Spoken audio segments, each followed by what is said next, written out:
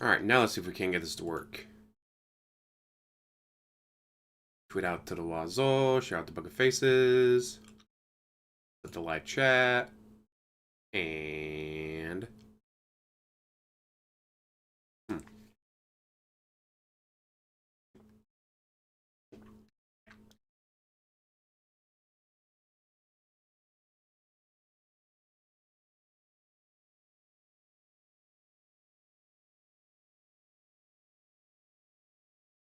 Okay, there we go.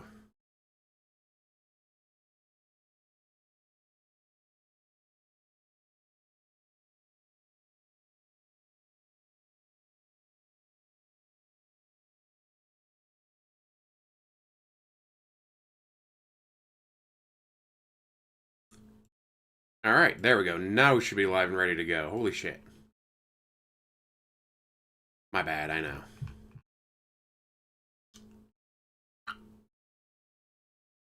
I say, between being sick and then dealing with OBS and my internet being wonky. Womp womp. Anyways, DSP is starting at 11:42. And his own schedule says 11:15. So...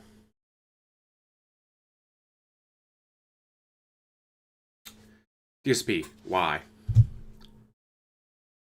Your own schedule says 11:15. Yeah, it's 11:42 before you actually start your stream. Oh, no, that counts the slideshow. The slideshow starts then. I have to wait for YouTube to allow me to start streaming. Bullshit. You know what you do? You hit start stream. View count. He waits for a certain view count, then he starts to stream. At least he gets on camera then. It is so fucking blatant and obvious. It's insane. Like DSP, you're not hiding anything. You can try to claim that, oh no guys, YouTube won't let me. But it's bullshit. It's 100% you. Jackass. Anyways, let's start with the madness. Everybody, hello, and welcome to the stream. What's up? It's Thursday. It's a good day today. We got lots of stuff going on today, everybody. How y'all doing? Hope I find you well. Hope you're ready for some fun today this morning, because we're going to be doing a very special stream today. It's going to be the most disappointing games of 2025 countdown. That's going to be exciting. And then we're going to follow that with some Pokemon Chill. We got Call of Duty coming up tonight. It's going to be good. Good stuff, okay? Got our first snort already. So you will hold on here and stick around and join me. We're going to chat for just a little bit. We'll have the stream build up a bit, and then we'll begin with the Disappointing Games Countdown, which I know many of you are here for. Some of you may stay for Pokemon, some of you may not, but the Disappointing Games Countdown obviously is the feature of this stream. And I'm actually going to be recording it as a separate video, and then the Pokemon stuff will be part of its own playthrough, as usual. So, how y'all doing today? Who do we got? On the YouTube side, who do we got? We got Hank Pills, Pepe, Jade is here this morning. Good morning. We got Tollhurst, Trials 95, The Waller, Chris, Bane of Dagon, Space Jam Fan. Who else we got? Raz Putis, Rainbow Death Jam, Big Mac is here, You're Not Funny's here, Vassal, good morning. Buzzawizzy, hello, Matt, shout hello. out Dolphins. Sammy, what's up? I know I saw Mark here earlier too. Grandmaster Scrub, how you doing this morning? Good stuff. On the kids' His music is way too fucking loud. Who do we got? Momentum music. Appreciator, Piano-ish, you get it, most tasteless, robust content. Username already taken. Garce is here, Save Us GTA, Debo, RGB Kings. Who else? A lot of people. Got a lot of people here today. All right. It's good stuff. That's what I'm talking about. A lot of people watch the year-end stuff on demand, as opposed to being there live. You know, I change it every year. You know, a few years ago, I was still doing like formal countdowns and separate videos. Then I started doing it as a stream format, but I would do it as strictly night streams. Now this year I'm doing it completely different again, where we're going to do it as like a segment of my daytime stream, but then move on to gameplay. So I know it's still not consistent. It's not consistent. You're just throwing shit at the wall, hoping something sticks. And guess what? Majority of the time, it doesn't stick. Well, this time it stuck. I can do it again this way next year. No, by next year I forgot how I did it. Alcohol is a hell of a drug. I'm trying a new format this year. I'm curious to see if it works or not. You know, won't really know until we start here. So let's see how it goes today. And if it works out well, then great. And if not, maybe I'll change it again next year. I don't know. But anyway, so today is the most disappointing games. next week, I'll do my Game of the Year awards, and then near the end of the month, I'll probably do a rundown of my favorite episodes of DSP Tries It. Yes, on DSP Gaming, his big conclusion to the month will be food. How much he enjoyed it. Last year, because let's be honest, last year was a reinvigoration for that series where I did it almost every single week, and I think it'll be really cool to take a look at some of the biggest episodes for both good and bad reasons. You know what I mean? Like, episodes were interesting for multiple reasons. Sometimes it's a great item that I really enjoyed. Sometimes it's something that was horrible. One of these crappy promotional tie-in meals that are just garbage, you know. It was fun. So we'll probably do that near the end of the month, okay? Good stuff. Loves to Smoosh says, these are the real Game Awards I've been waiting for. Well, fuck is up with his music? It's quite unfortunate. How you doing? I guess we already have some shout-outs to do this morning. So let's do it. Let's do some shout-outs, shall we? So we start off with, let's see here. Hold on, I'm confused. Okay, let's start with this. Oh no, he's confused, guys. He's confused. Whatever shall he do? I got a $1 tip from someone. Listen to this. They said, would you consider a new Ultimate Steakhouse Whopper Burger King just released today for your next DSP Tries It? It is a fan-created burger. It's getting a ton of hype. I tried it just now for lunch, and I personally enjoyed it. So it's called what? The Steakhouse Whopper? Steak. Guys, he can't eat steak. He has gout. They've done it too where I can't even go to their website without giving my address. It's so stupid.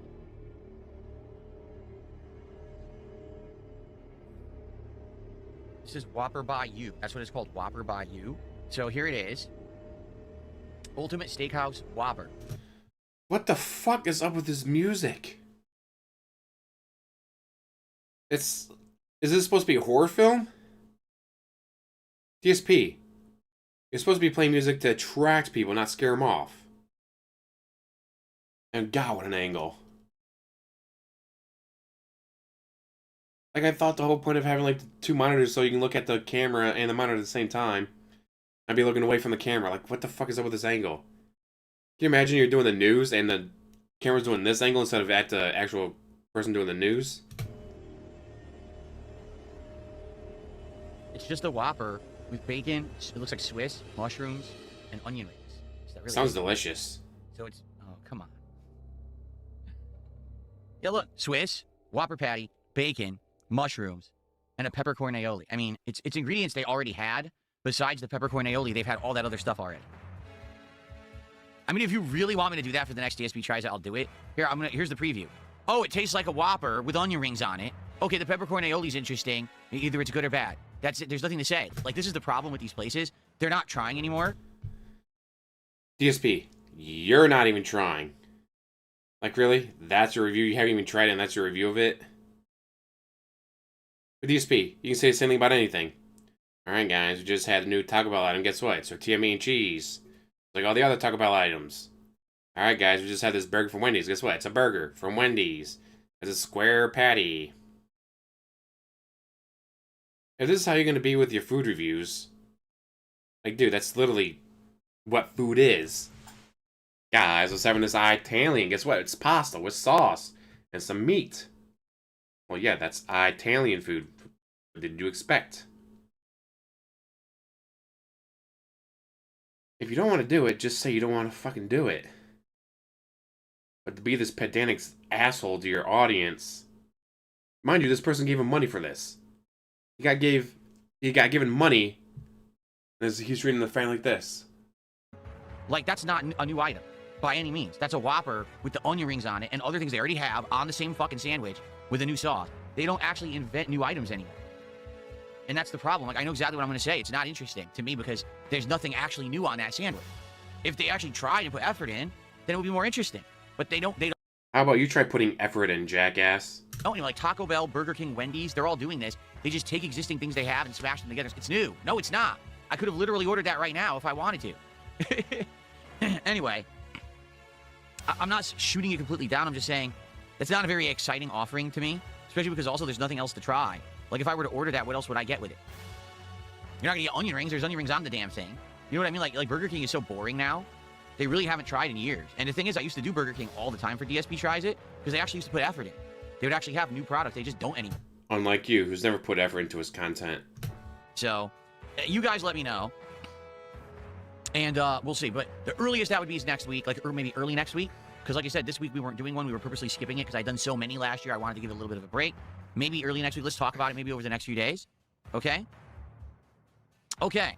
I received a $20 anonymous tip. This person says, I can't wait to see what you think the most disappointing games were of 2025. And also, please keep Frankie in the party for Pokemon today. So, this is our person who loves Greninja. Thank you for $20. Yes, for $20 contribution on any stream when I'm playing Pokemon. You can either name a Pokemon or request a Pokemon to be in the party for the entirety of the stream. So thank you to the anonymous $20 tipper for that. Cool. Sounds like he's trying to keep the tip jar primed for more momentum. Thank you for that. Okay. All right. And then Lance Catamaran gifted our first sub of the day over on Kick. So thank you to Lance for getting the Kick support going today.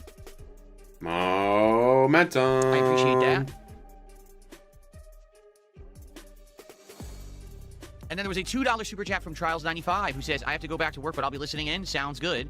I know that, you know, for many people, they're at work while you're doing this. Which is why this is a stupid time to be doing your streams. Especially something like this that you think is going to be anticipated. It's going to be so highly anticipated.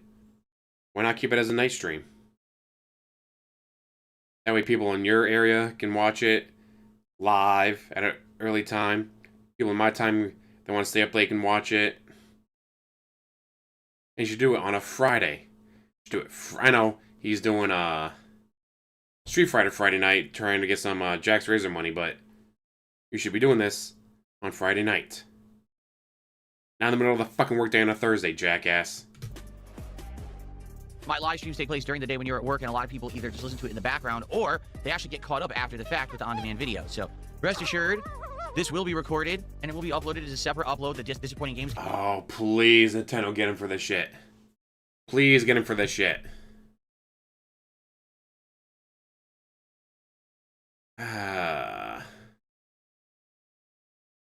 Countdown, then the Pokemon stuff will be its own play, its own playthrough continuing on. So don't worry, you don't have to watch the raw stream or whatever. It will be broken out for you. The raw stream. Shout out Raw Phil. Later today when I upload the videos individually. Okay, good stuff. Thank you to Soul at 2 a.m. They just did a $10 super chat. The idea knocked, I forgot why. Ate the light switch, whispered disappointing games, then left fingerprints in time. I am blamed for noticing the breasts of Twilight until the game started. Alrighty then. Cool. Thanks for the super chat. Appreciate that. Let's get that on the leaderboard. That's now our biggest super chat of the day. I'm not even going to attempt to understand it. There's no reason to. It's all good. I don't need to understand everything someone says to me or in a contribution. I just need to read it out. You know what I mean? Like, I don't need to try to, understand the mysteries of the universe. That's not my job. My job is just to stream and entertain. And your job is to stream and entertain? Stream what? Games? You're failing at that. Be grateful for the support I receive. Oh, my goodness. What's up, Sway Crab? How are you this morning? Good morning. So we're just going to hang out for a few minutes. Probably a little after noon Pacific time. We will begin with the countdown. I have 16 games to talk about. Some I have way more to say than others. Some I just have very little to say, but you'll see why. And so I assume this will probably last about an hour to an hour and a half-ish. And then once we're done with that, we'll take a break. And then when we come back, it'll be around 2 hours-ish of Pokemon Legends, ZA, DLC, progress here on the stream. Okay? A break from talking about games he hates. All right. Falapino, how are you doing? Good to see you here today.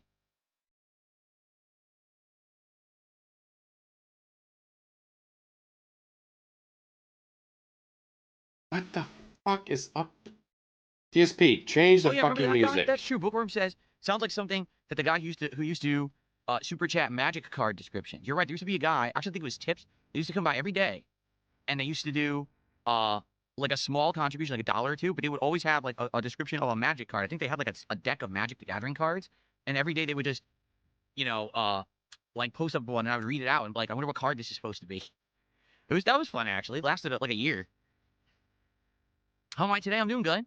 I got a little bit of the stupid sinus problem today, which sucks, so I'm gonna have to be doing this. Where I push the button and I drop the audio. It's bothering me today. I got the stupid drip. I hate it. But I get it seasonally. Post nasal drip, shout out. And I get it with different kinds of conditions. I think the heat was on all night. So I woke up this morning and I was like, oh, sucks. But what can you do? Jade, I appreciate your enthusiasm, but I'm not going to spoil anything on the list. You guys already know some of the things that are going to be on this list if you saw the thumbnail. Any game that didn't make them lots of money. Doesn't matter. It could be Expedition 33, Baldur's Gate 3, doesn't matter. If it didn't make them a lot of money, it goes on the list. The thumbnail of the stream gave away a few of the entries in this list, but certainly not all of them. But I'm not going to spoil it.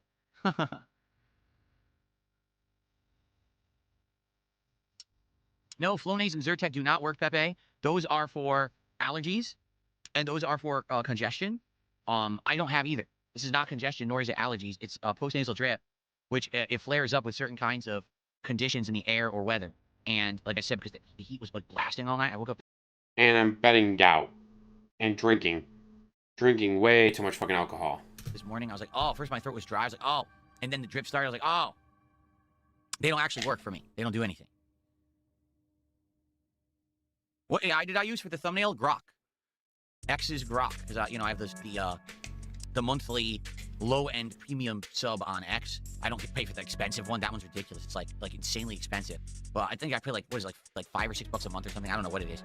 But I pay for that, and then I get Grok, and I use that to make some thumbnails for special events and things. And that's how I made this one. And to be honest, it's better now than when last time I used it. The last time that I used Grok for a thumbnail was for... Well, I did use it for a couple of times for the Christmas stuff that I did. What happened to Darzak making them? Darzak quit. Womp womp. But the time when I wanted to use characters and things was way back earlier last year when I did the Worst Games Marathon. Anyone remember the Worst Games Marathon?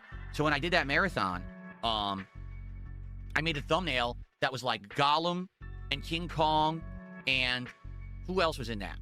I'm trying to remember. There was like 5 characters. Oh, Bruce Lee, because I was going to do a martial arts fighting game, which I ended up not playing, and a few others. And the problem then, Grok was so dumb.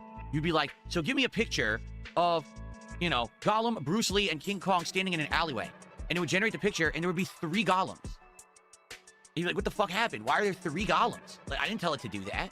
Or it would fuse them together. It would be like... He is so fucking stupid, he can't figure out how to use AI. There's a cure for postnasal drip. No, guys. I can't do that, because then I won't be able to bitch and snort on stream.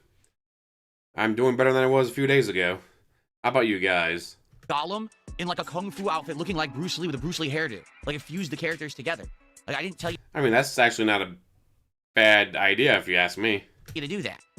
Like, so you would have to like do 10, 20 iterations to get it to even look remotely like what you were going for. This time, no exaggeration, it took maybe 2 tries. I just had to refine my words slightly. Grok could not figure out the characters from Mortal Kombat at all for some reason. It was having a really hard time with that. I was trying to get it to do various different characters, and it would give me the wrong one over and over, or it would give me, like, how can I say? One time I said, give me Liu Kang, and it gave me Ryu from Street Fighter. So I think what happens is, it tries to find something that's more popular or similar to what you're asking for, but there's more examples of. So, I want Liu Kang. Well, there's not a ton of examples of Liu Kang as opposed to Ryu, who's way more prominent, so they gave me, like, a variation of Ryu instead. And I was like... I'm not going to see. Marty says, well, who's this particular character on that thumbnail? I'm not going to spoil. You're going to find out in this. DSP. Again. If you're too stupid to use AI, I would not be admitting that. I would not admit to being too stupid to use AI. What the fuck? Countdown. All right? Don't worry. You will find out.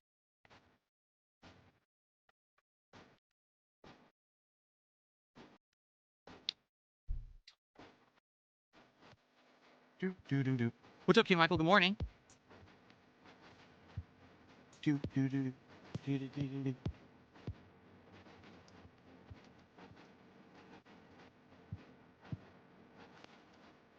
Okay.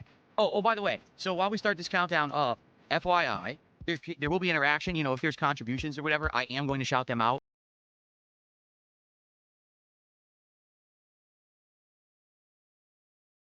During the countdown, I will be, talking with you guys back and forth about what you think about the countdown as it happens. It's not just about me doing the countdown and ignoring all of you. It is an interactive stream, okay? Just so you know. So we can treat it like that. Satan is here. How you doing this morning, Satan? No, I didn't know about any showcase today. Didn't hear about that. What showcase are we talking about?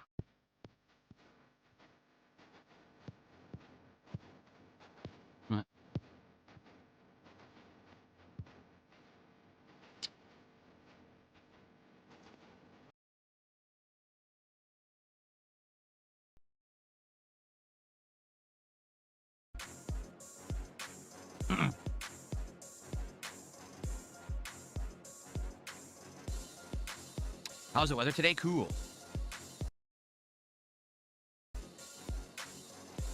Thank you, Bane of Takedowns.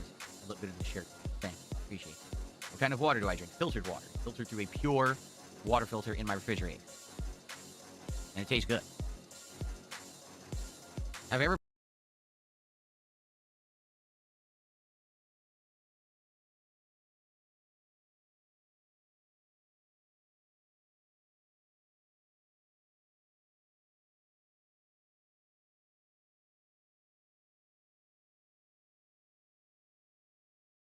tried Lord of the Rings Online?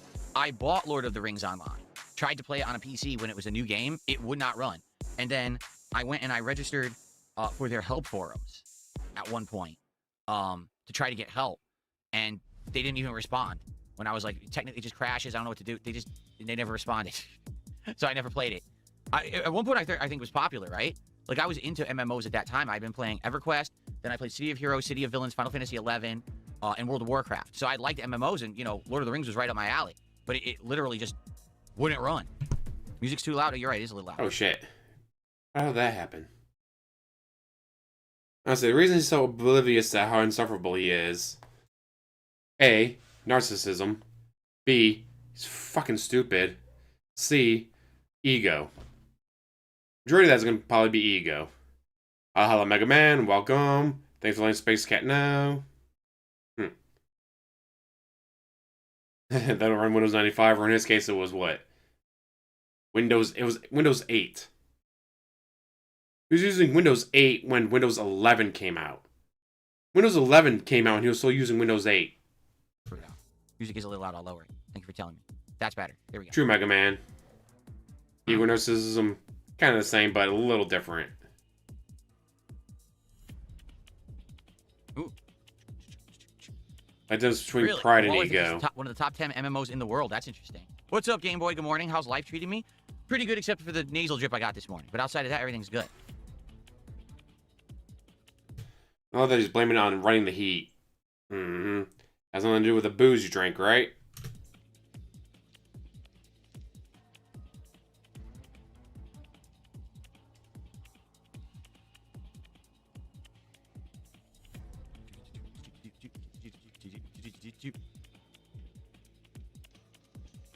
Keep eye fucking chat. Oh, money shows up.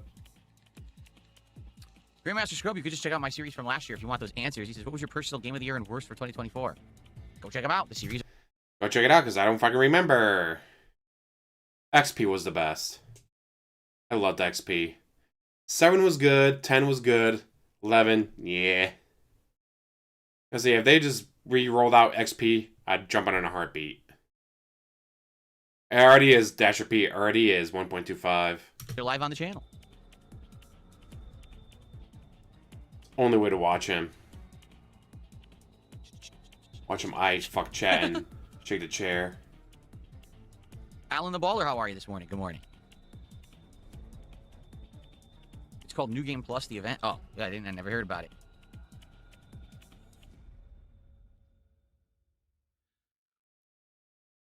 Super Bonchan, you know well what was for breakfast, what I have for breakfast every single day when I'm streaming. Same exact breakfast. It hasn't changed. What an exciting person.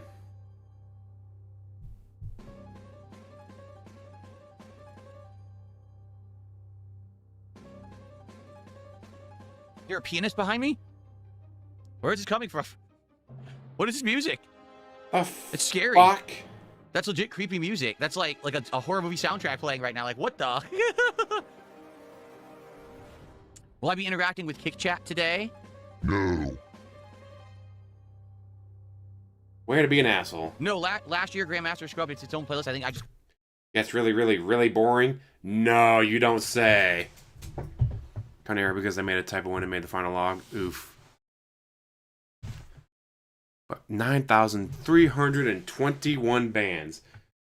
Now, mind you, he said at noon he was going to start the countdown. Now 12:02. Where's the countdown?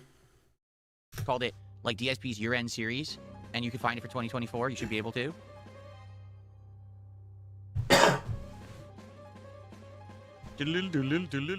A pianist. A rogue pianist. For coffee and a fork in the leg, you're gonna need it. Oof. Hada hada hada. Da da da da da. Music puts you on edge. There you go. Very exciting. That's building up the suspense of the countdown. It's good. This is gonna work well. Chewing your fingernails on Big Mac, I got a stream. few requests for that Terminator 2D game. I love that he does shit like that on stream. Like, if you're not on camera, alright, go ahead. Or when he picks his nose and fucks with his hair, it's like, alright, whatever. If you're not on camera, we can't see it. I can fuck with my hair right now. You can't see it. Bat boy, holla holla. But he knows he's on camera. And he'll still pick his nose.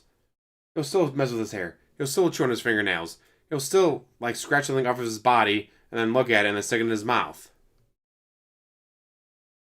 Then has line up with 10,000 because of that typo. Everything was misaligned. Oof.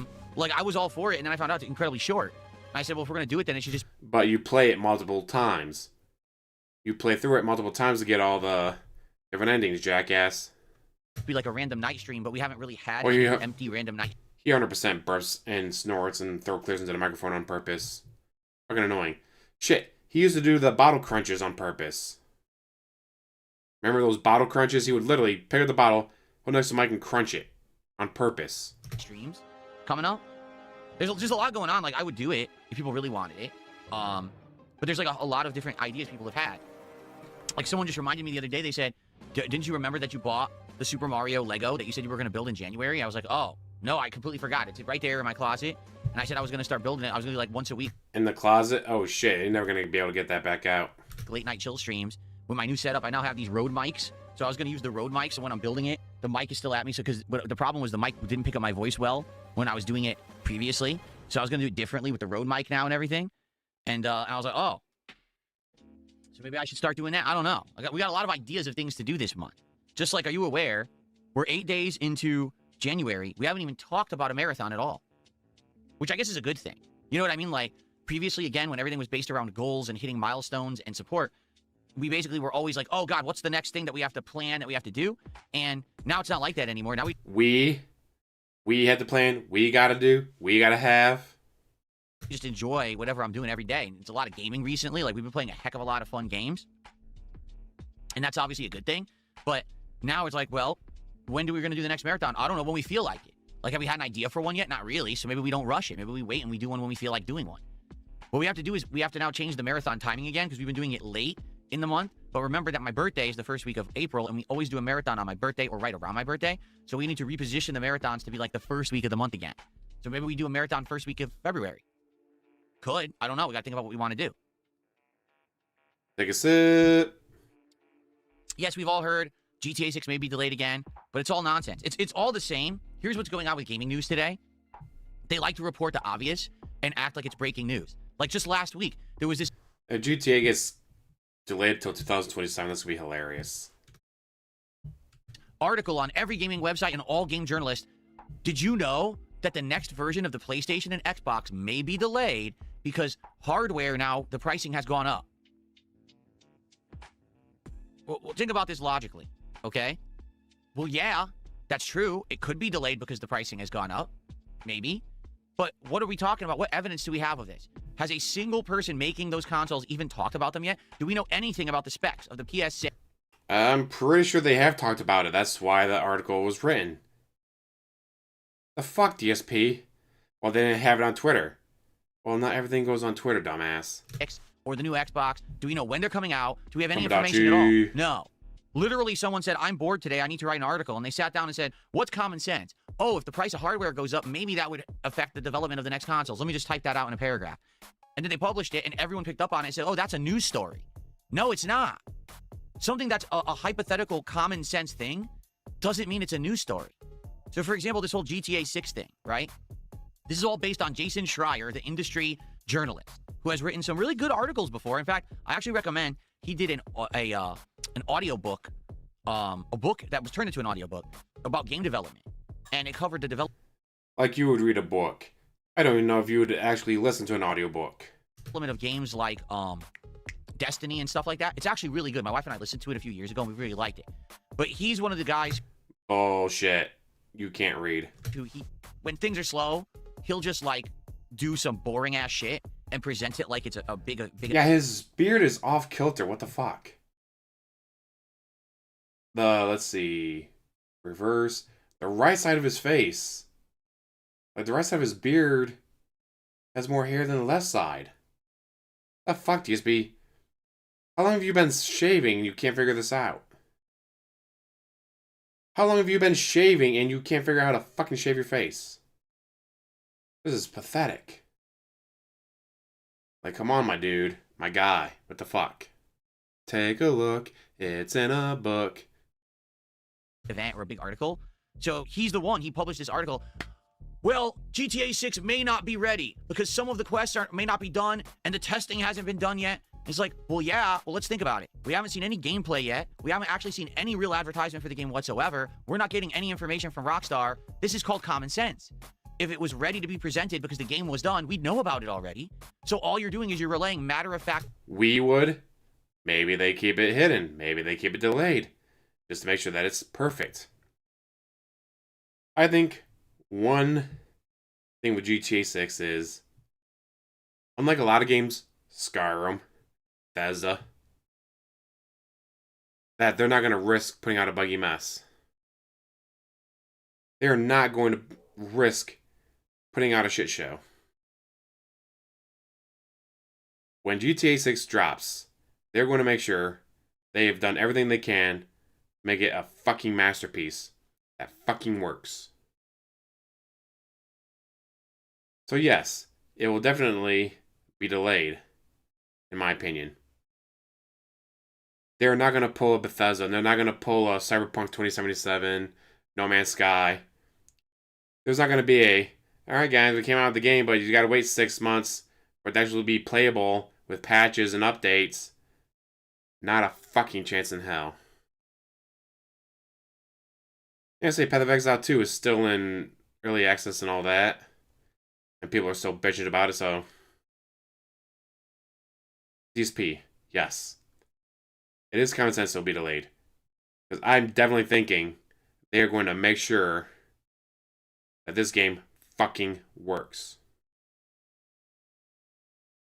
There's not going to be a chance in hell of them releasing it and like, alright, well, you only play for about 2 hours and the game crashes. Or you can only play till you get this mission and the game crashes. Oh, you can't steal cars right away. What do you mean you can't steal cars? Oh yeah, we didn't get the programming for that yet.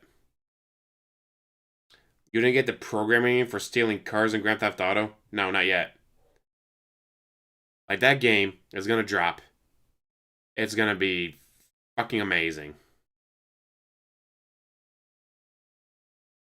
If only I was into Grand Theft Auto games. Path of Exile. Great fucking game. The original Path of Exile was made by Diablo 2 fans who got tired of waiting for Diablo 3 to be made. And now they got Path of Exile 2 coming out, which is currently in early access. Had to wait and see how that goes. Yeah, it's Diablo 2 sequel done by people who actually like Diablo 2. Unlike Diablo 3 or 4. Easy to figure out information if someone has a logical thinking brain. It's not a news story. It literally doesn't need to be reported because it's not news. A game's in development, so it's not done yet. No shit, it's in development. That's the fucking point. That's what it means to be in development. It's not complete yet. But they've already came out with multiple release dates and delayed and delayed. I like Diablo 3 when I'm playing with my friends, and I love the Witch Doctor with the bouncing skull. The bouncing skull is so fucking hilarious. Love the bouncing skull. And yeah, I grew up with Diablo 2 too. I played it every single year since 2001. The only reason I bought a external CD drive for my newest computer was so I could install it. And then they came out with Resurrected, I mean. Until they came out with Resurrected, I was still playing it on like the original disc that I have. Fucking love Diablo 2. Yeah, they don't want to pull Cyberpunk or No Man's Sky. They definitely want to make sure this shit is fucking flawless. If you're going to spend $1 billion in a decade making this game, you better make fucking sure that this shit is flawless. Series X, shout out. So it's not an article. It's not news. That's why recently I haven't been actually covering game news at all, because there's none. Like, this is what game news has become. Oh, there's nothing to talk about today? Just fucking publish anything and act like it's news. There's no news. You didn't say anything. You wrote a giant thing that had no actual information in it. And you presented it like it was some kind of thing that... Yeah, Halo, anyone? GB, are you aggressive, or do you play more friendly?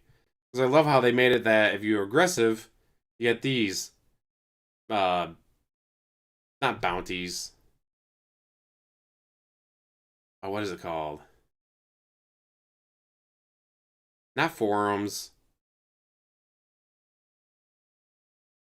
I'm talking about the wall. I can't think of what it's called. Like, if you do a bunch of, like, you just hang out with people and help each other, you get put in different, not forums, though. Yeah, CES all week, and then there's another thing dropping today. Half and half.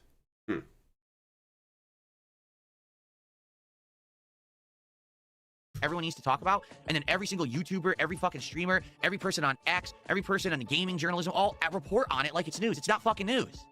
There's nothing to talk about. Fuck you so mad about DSP.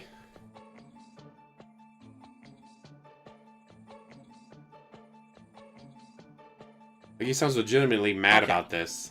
All right, are we getting ready? Are we ready to get started now? I think we have a good attendance now to build up and to begin now with the disappointing games countdown. 244 on YouTube. Yay. And again, you're supposed to start at noon. It's now noon 09.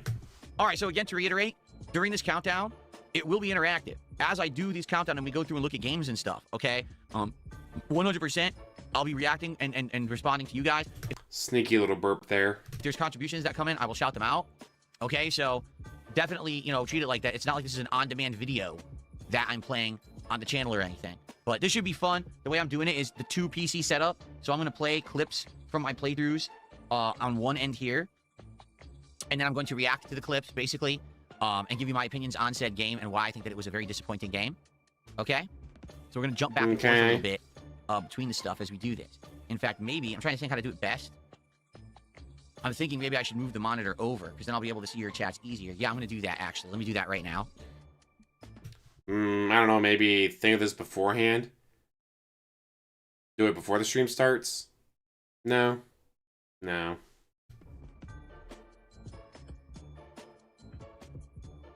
Dude, he's only playing Pokemon until, like... I don't think he's going to start until, like, 5 o'clock his time. Like, alright guys, I was supposed to end the stream an hour ago. Time for me to play Pokemon. Oh no, the stream's over. I ran out of time, guys. Spent too much time talking about games instead of playing games. This way. Now that would be a DSP move. There we are. This way it'll be much easier to see what you guys are saying. Okay. Good stuff. And I will come back over here, and I'll say some stuff, and then I'll go back, and then I'll come back. So I'll basically be going back and forth between... Crazy Punum! Hada hada! Destiny 2's latest villain is apparently called Bale. Given the state Bungie's in right now, I'm going to need bailout in order to survive. Didn't they get bought out by Microsoft and then... No, the Saudis bought EA.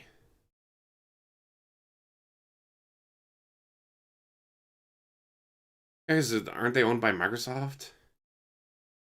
Or Sony? I know Destiny 2's creators got bought out by someone, so they shouldn't run out of money, but you never know, right? Crazy.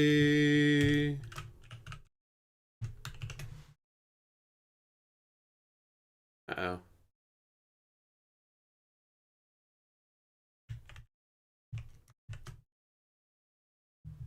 There we go, now it shows it.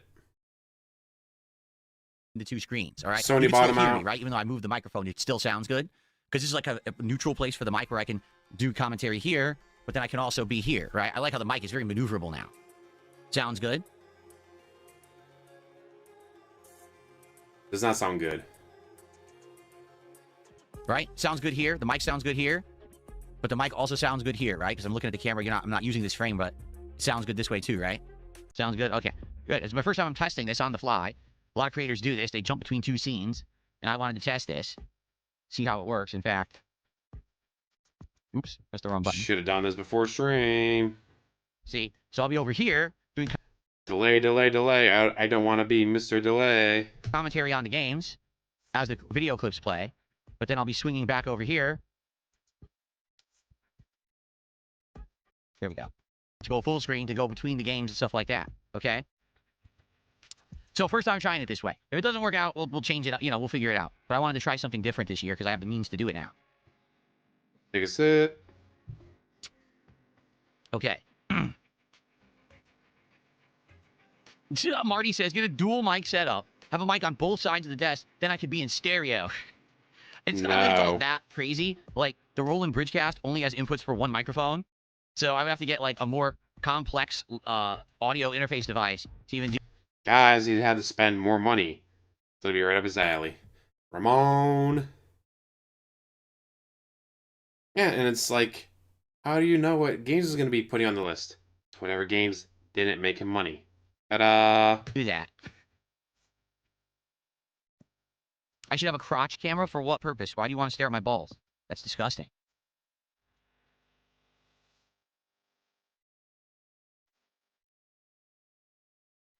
Okay. That time for Bat Boy. I know. All right, are we ready to start? Everyone ready to begin? All right, let's get going. Ready? Okay, here we go. Hello, everyone. It is that time of year again. What I'm the Darkside fuck? Phil, and welcome to my year-end series covering the events of 2025. So the new year is already upon us, but I'm still stuck down here in the pits of disappointment. Because, ladies and gentlemen, 2025 was a year when, at least for me, it was just rife with disappointments. When you look at the land... What the fuck? Oh my god. Okay, what are we at? 1308. Appointments. When you look at the landscape of games in the modern era, I think a lot of... I know. All right, are we all... Oh my god, that was perfect. All right, let's get going. Ready? Shout out for Ramon Sanchez. That was perfect. Hello, everyone. It is that time Let me of year just again. stop, I'm pause, Darkside Phil, burp and right welcome into to my the year-end series microphone. What the covering the fuck? events of 2025. So the new year is already upon us, but I'm still stuck down here in the pits of disappointment. Because, ladies and gentlemen, 2025 was a year when, at least for me, it was just rife with disappointments.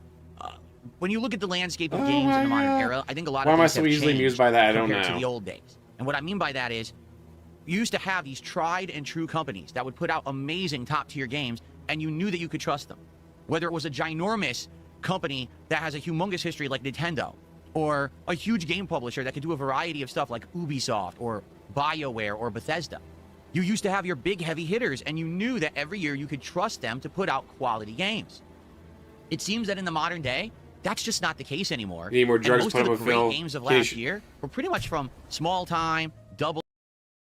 Glitter, if you're going to be bringing drugs to the chat, you better have enough to share with everyone, because we're all going to need it. or either indie developers, and the big boys kind of fell flat on their own faces. What we're about to do is walk through a list of 16 $500, holy games shit. which I played in 2025 that I found disappointing for one reason or another. Now, I want you to understand, this is not a listing of the worst games of 2025. Although a lot of these games you will see are pretty bad, that's really not the goal of what I'm trying to do. I'm trying to basically show you reasons why certain games were disappointing. Maybe there was a game that actually was decent, but just didn't live up to the expectations that people had for it. Maybe... And by expectations, he means money. There was a game that I actually enjoyed, but it just didn't work out as a playthrough. It really disappointed me. Or maybe the game sucked. So we're going to take a look at all these different situations and my personal rundown of the most disappointing games of last year. However, I just want you to know they're not in any particular order, except for number one. All these games were disappointing, and I don't want to rank them really at, oh, what was the saddest, their biggest disappointment? But there was one game last year that actually significantly pissed me off. And that one I will leave for last, okay? All right, everybody. So, by the way, I already explained this to my audience, but this The game was supposed to make me all the money, and it didn't, so I hate it. is going to be an interactive stream, meaning if people want to talk to me about the selections, if there's contributions, I will be speaking with them and shouting them out. There may be some back and forth between myself and my audience, all right? But the first game that I want to talk about is a game that I don't think anyone is going to question or think, well, gee, I wonder why Phil has this one on his list. This game, interestingly enough, was made by a former game developer who used to work for Rockstar. That's right, ladies and gentlemen, the game that we're about to talk about is Mind's Eye. And for those who don't remember, and by the way, pay no attention to the man standing behind me. For those who don't remember, Mind's Eye was a game that was actually heavily hyped, that it may be the new game to take over for Grand Theft Auto. It's going to be an open world adventure featuring technology and mystery and all kinds of fun gameplay elements. And then the game actually came out. And when it did, what we all found out is that Mind's Eye was an atrocious mess. The game itself was not polished in any way whatsoever. It had huge physics problems. It had tons of boring, repetitive gameplay. It had NPCs doing some kind of weird slide across the floor like they're Iceman from X-Men. Cars disappearing. Things exploding, launching into the air. The game was obviously completely and utterly unfinished. It made no sense that they even released it. And by the way, this is a full retail release game. This one was sold for like $60, $70 plus tax. This is not, oh, this is an indie game that was sold for a discounted rate. I mean, take a look at the physics here. Just clobbering a giant truck and the thing flies like it's made of paper mache. And then it disappears from the game world entirely. And this game was rife with these problems. DSP, please tell me what exactly about this is so bad, though. Please explain to me any anger, ego, narcissism about what exactly about the game is so bad. Well, you hit a truck and you bounce off like paper mache. Okay. It's a video game. It's not real life. Have you not played Grand Theft Auto? There's been plenty of times in Grand Theft Auto games, you hit something, you bounce off, you go flying in the air. Guess what? Cars don't really do that in real life. But they do in Grand Theft Auto. So the guy who helped develop Grand Theft Auto made a game and the cars just act the same way in Grand Theft Auto? Okay, and... But not only was that one bad for those reasons, the game itself was just a pathetic mess. Like, there was nothing really interesting about it. The writing itself was bad, the plot was very generic and not interesting, and, probably to make matters even worse, a game that is supposed to kind of be like GTA, but basically this game didn't have anything going on in the world at all. Like, what's one of the things that you would say about Grand Theft Auto is very interesting? Well, the world. It's vibrant, it's alive, it feels like there's stuff going on at any moment. That makes you, look at that. That makes you interesting, right? There's all side quests, there's gang activity that can happen. In this game, as you drive around, there's literally nothing happening in the game at all at any time. Like, the world is so boring, people fusing in the cars like that, but there's just nothing actually happening. It's just a very empty, broken, unfinished game. As empty as your brain? With a world that's not engaging at all. And the fact that they... Well, some games, yeah, they rely on being realistic to sell the game. But not all games. There's plenty of games where it's like, yeah, realistic would be cool, but you know it would be even more fun? Not realistic. And so they go for fun instead of realistic. Tried to charge full price for it. Most people saw right through it. Now, I bought it just on curiosity's sake, and man, we only got like maybe 4 or 5 hours in, and it was just, I've had enough. Like, there's no point to even play this. There was actually an entire stealth mission based on sneaking into like a prison, getting an item, and getting out. It was one of the most boring things I'd ever done in my life, and I gave up. So, Mind's Eye, a very, very good example of a game that really didn't live up at all to any of the hyper expectations that have been played out for it. If anything, what this proves is that just because someone who worked on a game actually worked at a game studio that was prominent does not mean in any way, shape, or form that the game is going to be good. Yeah, they had the idea of what an open world sandbox game should be, but it doesn't mean that the one that they make is going to be a good one. And yeah, it was a huge, huge waste of money and a ripoff. So, that's our first entry in the most disappointing games countdown. It also didn't make him a lot of money. In fact, while he continues bitching, I'm going to go look at the playlist, see how many times he played it. Moving on to the next. Our next game was a game actually made by a well-respected game developer. This is a developer that actually, in the past, had made quite a lot of great games and was kind of like resting on those laurels, looking down memory lane and saying, hey, look at what we did in the past. Here's our next new offering. Come out and check it out. So I did. And when I did, there was actually a lot of things about the game that I enjoyed. But at the same time, there was one glaring, really huge flaw.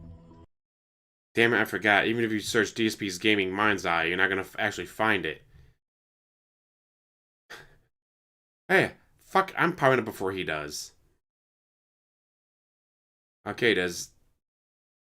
No. You search DSPGaming Mind's Eye, he just does not show the fuck up. Womp womp. Ladies and gentlemen, next on my list, the most disappointing games of 2025 countdown. Oh, someone already guessed it. You guessed it. Avowed. So, Avowed is made by Obsidian. Obsidian is the studio that made Fallout New Vegas, one of the most highly respected games that has ever, come out, and we still wish that there would be another one, right? Sadly, Bethesda's doing pretty much nothing with Fallout besides making a TV series right now, which is great, by the way, but we want more Fallout. Well, Obsidian needs something else to do, so they decided to make their own open-world fantasy game in the style of, say, The Elder Scrolls. And as you can see, at face value, the game doesn't look half bad, does it? The graphics are pretty good. The movement. We got 6 streams. We got 6 streams of Mind's Eye. I wonder how long the beat says to play it. Game length. God, this is fun.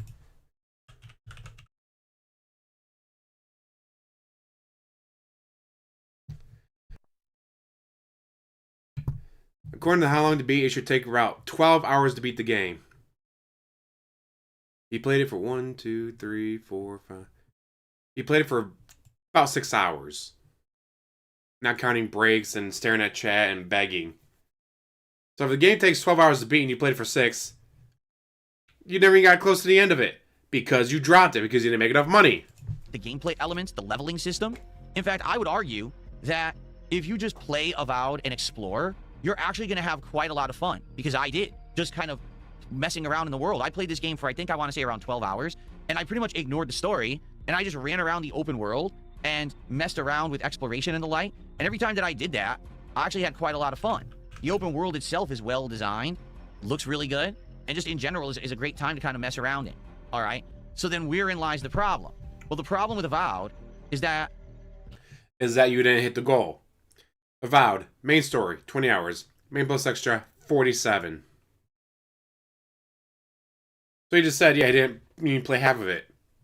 Another game he didn't even play half of. My game is disappointing. Why? Didn't make me money, so I dropped it.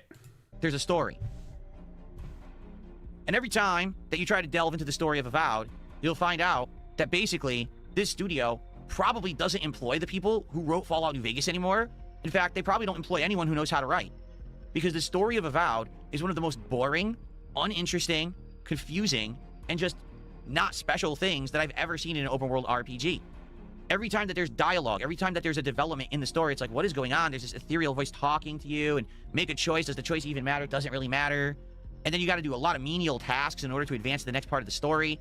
And so the sad part about this game is that it's not a bad game. Like I said, not every game that I'm going to have in this countdown is a terrible game. The world design itself is actually quite good. There's some good things about Avowed by playing that I enjoyed. But the story itself is so dang boring that you don't really want to go back to it when you're forced to do it. And that's the thing about any open world RPG, right? You got to do the story at some point.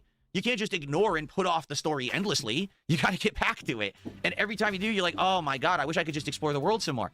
So after about maybe 12, 13 hours of the game, I was like, I just don't want to play this. I'm bored. And another thing was he didn't read any of the journals and stuff that were dropped. He didn't fucking care. He just wanted money. Or the story is not good.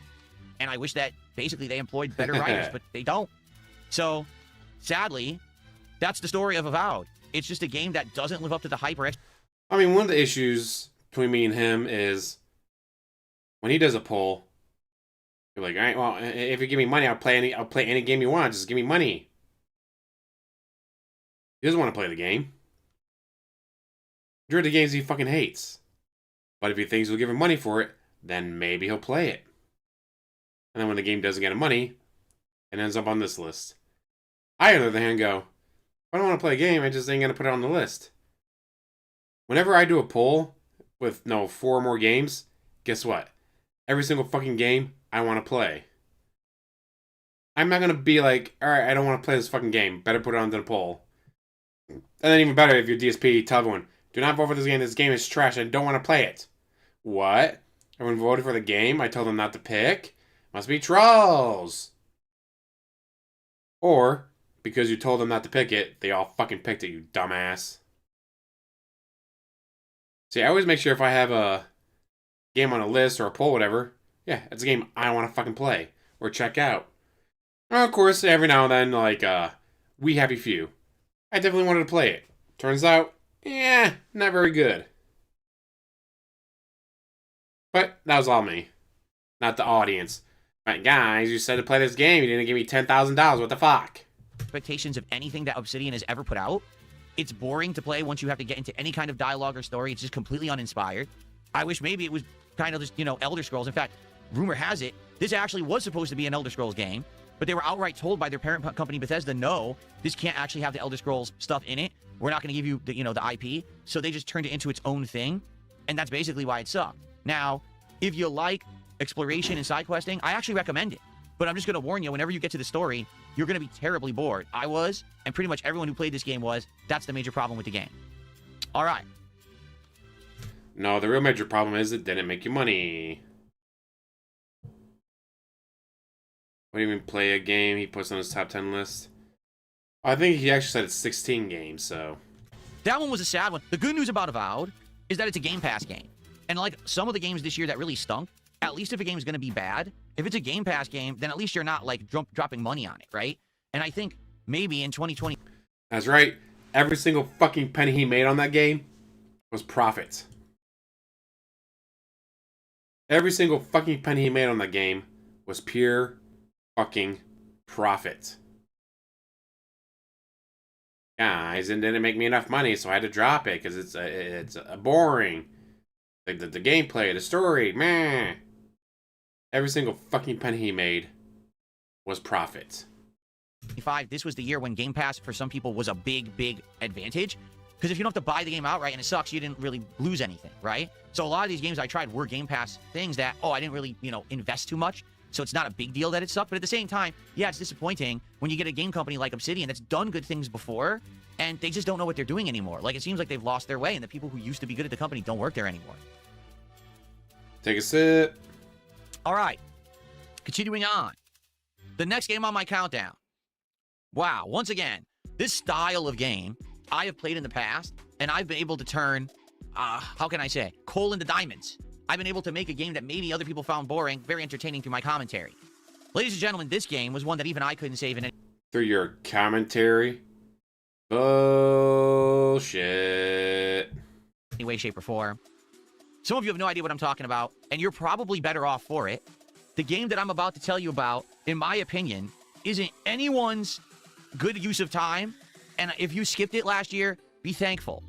Ladies and gentlemen, the game next on my countdown of most disappointing games is Lost Records, Bloom and Rage. So, the whole narrative-based choose-your-own-adventure style game is something that I've done in the past. Life is Strange, particularly, is one of the series that I've been able to make some good content out of. This particular game, I feel, took it way too far. So, Lost Records, Bloom and Rage is a game that follows 4 teenage girls from... DSP, you're not the target audience. I make sure to read the Twilight books and watch the movies, and it's like, yeah, it's slop, but it's slop for teenage girls. Oh, teenage girls love it. Right, well, I ain't gonna shit on it. Just like, let's say you're a teenage girl. I didn't like Predator, it was too action-y. Well, you're not the target audience. I'm the target audience for Predator. And guess what? Fucking love Predator. So DSP, you played a game where you are not the target audience. I mean, A, you hate games in general. B, the game was a little bit too complicated for you. C, yeah, it wasn't targeted at you. Like, nothing about this game was going to be appealing to you. But you're hoping to get money. And then the money didn't show up.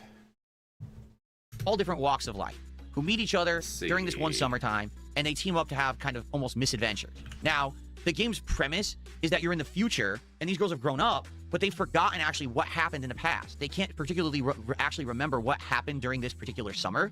So they're kind of having like flashback memories and trying to figure out what happened, okay? On the surface, that sounds interesting, doesn't it? Oh, maybe they ran into something crazy, supernatural, or, you know, was it horror-themed or something? And the game keeps endlessly teasing at something like that. As you can see, one of the characters has a video camera where she's documenting things with the camera, and that's one of the main gameplay elements of the game, is that you're trying to document as much as you possibly can while investigating what actually happened that summer. The problem is, This game is a huge bait and switch. While it sounds on the surface like it's really good, in reality, it's all just fake. It's just girls who kind of are angsty, and there's entire scenes based around these girls basically doing things. You'd be like, these are teenage girls. Why would they be acting like this? Why would they be doing these risky things? You know what I'm saying? And the... Why would teenagers be doing risky things? Holy shit. DSP, I get it. You were so fucking sheltered. You were so fucking sheltered. Why would teenagers be doing risky things? Bitch. I was riding on top of cars. I was being dragged behind the cars on skateboards. We were, climbing up buildings and shit. Like, oh hey, the warehouse got shut down, blah blah blah. They found asbestos and they were gonna have to tear the whole thing down because there's no way salvaging it. Well, fuck it. Let's break in and see if there's anything cool inside. Yeah, maybe teenagers rebel against their parents. Unless you're DSP. Holy shit.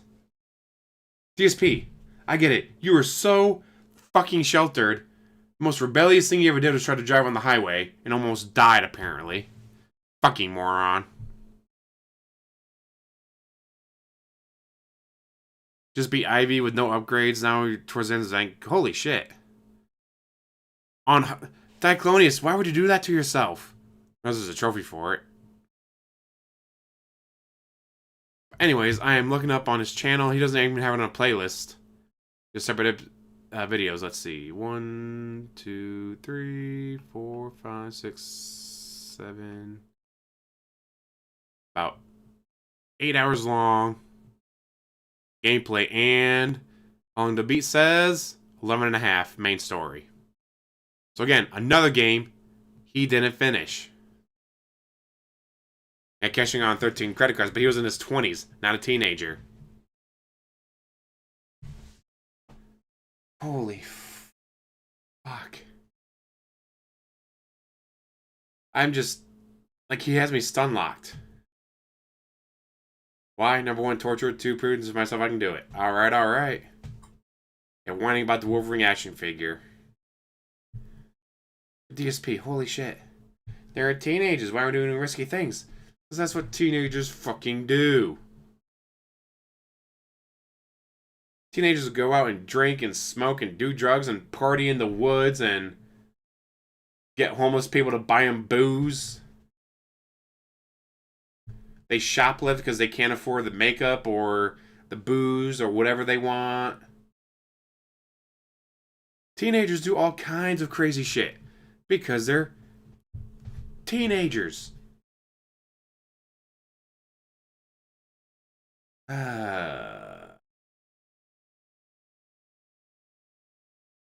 This is proof he's a boomer raised by boomers? Yes.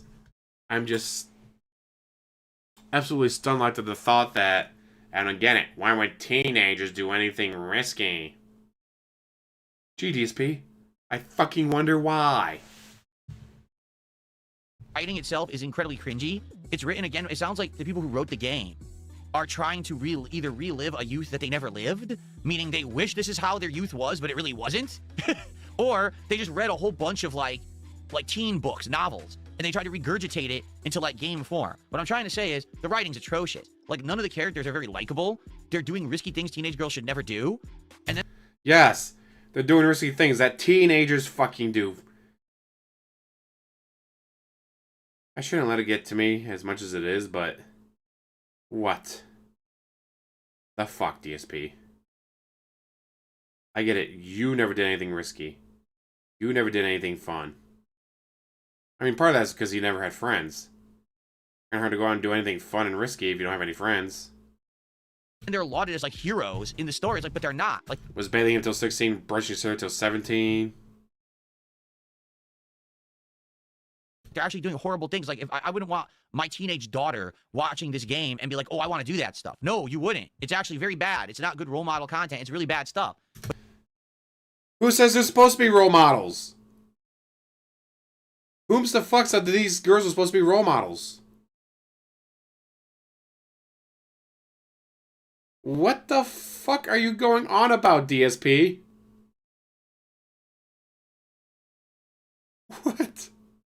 The fuck? These teenagers in a creepy mystery, they're not good role models. Bitch, please. There's only the second game, sir. We won't fault you for tapping out. Oh no, I'm here for the whole thing. What the fuck? I don't know about Bathe, but he said in the past that she brushed his hair until he was 17. And that's why his hair's so wonky. It's his mom's fault his hair is wonky. Because his mom parted his hair a certain way when combing his hair.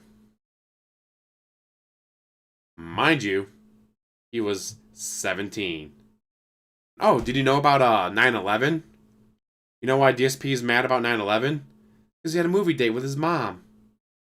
Then the mall shut down because of the 9/11 attacks. I mean, yeah, sure, people died, whatever, but his movie date with his mommy got canceled.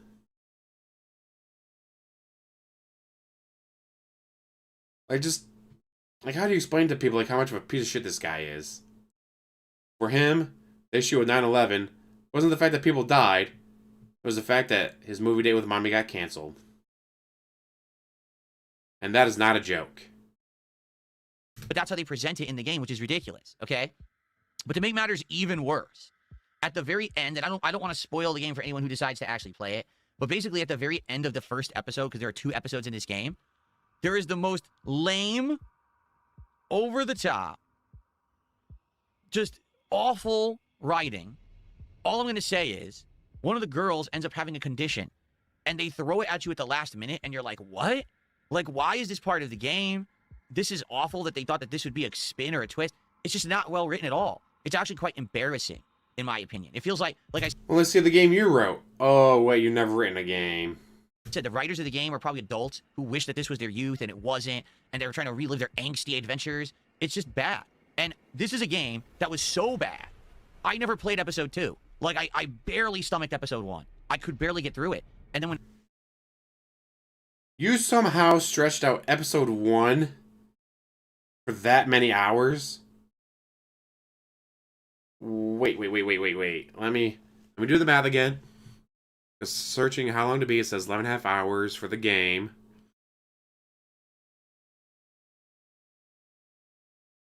We got 1, 2, 3, 4, 5, 6, 7. Episode 1 takes about 7 hours to beat, and then the other is Rage.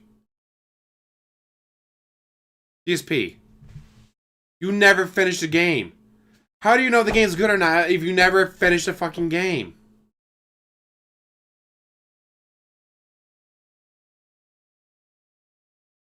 I know who they are. They're the jackasses that people go, oh, you got involved in this? Fuck it, we're not playing the game. Can't remember what the SBS stands for, but I know what you're talking about. Goes on break. A break from what? Why should he finish the game, guys? He wasn't making money. Alright, let's see. Part 8 was the final Part 8 was 24 minutes long. Our bookstore is... Part 8 is 24 minutes long. Wait for the ad to play. Skip to the end. Yes. $20. Gee, I wonder why he dropped the game. Part 8, the final part. $20. Guys, this game really disappointed me. It disappointed me, guys. Yeah, $20. That's why it's on this list. episode 2 released, I was like, I'm not playing this. I can't stand it. It's so poorly made and so poorly written. I cannot stomach another 10 hours of this garbage slop that really shouldn't exist. You know, that's probably the best way to explain it.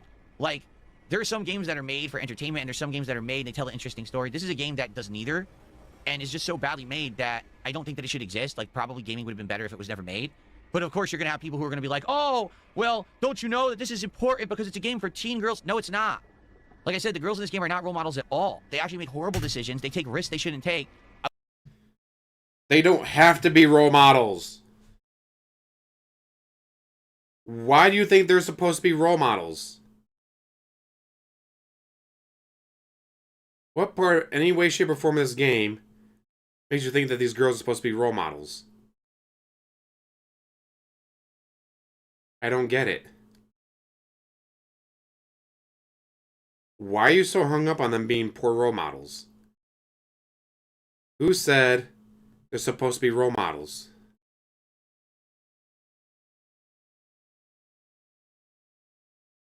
That's what happens when a kid grows up getting everything, never has to work for anything. I don't... DSP. They don't have to be role models. They don't have to be anything.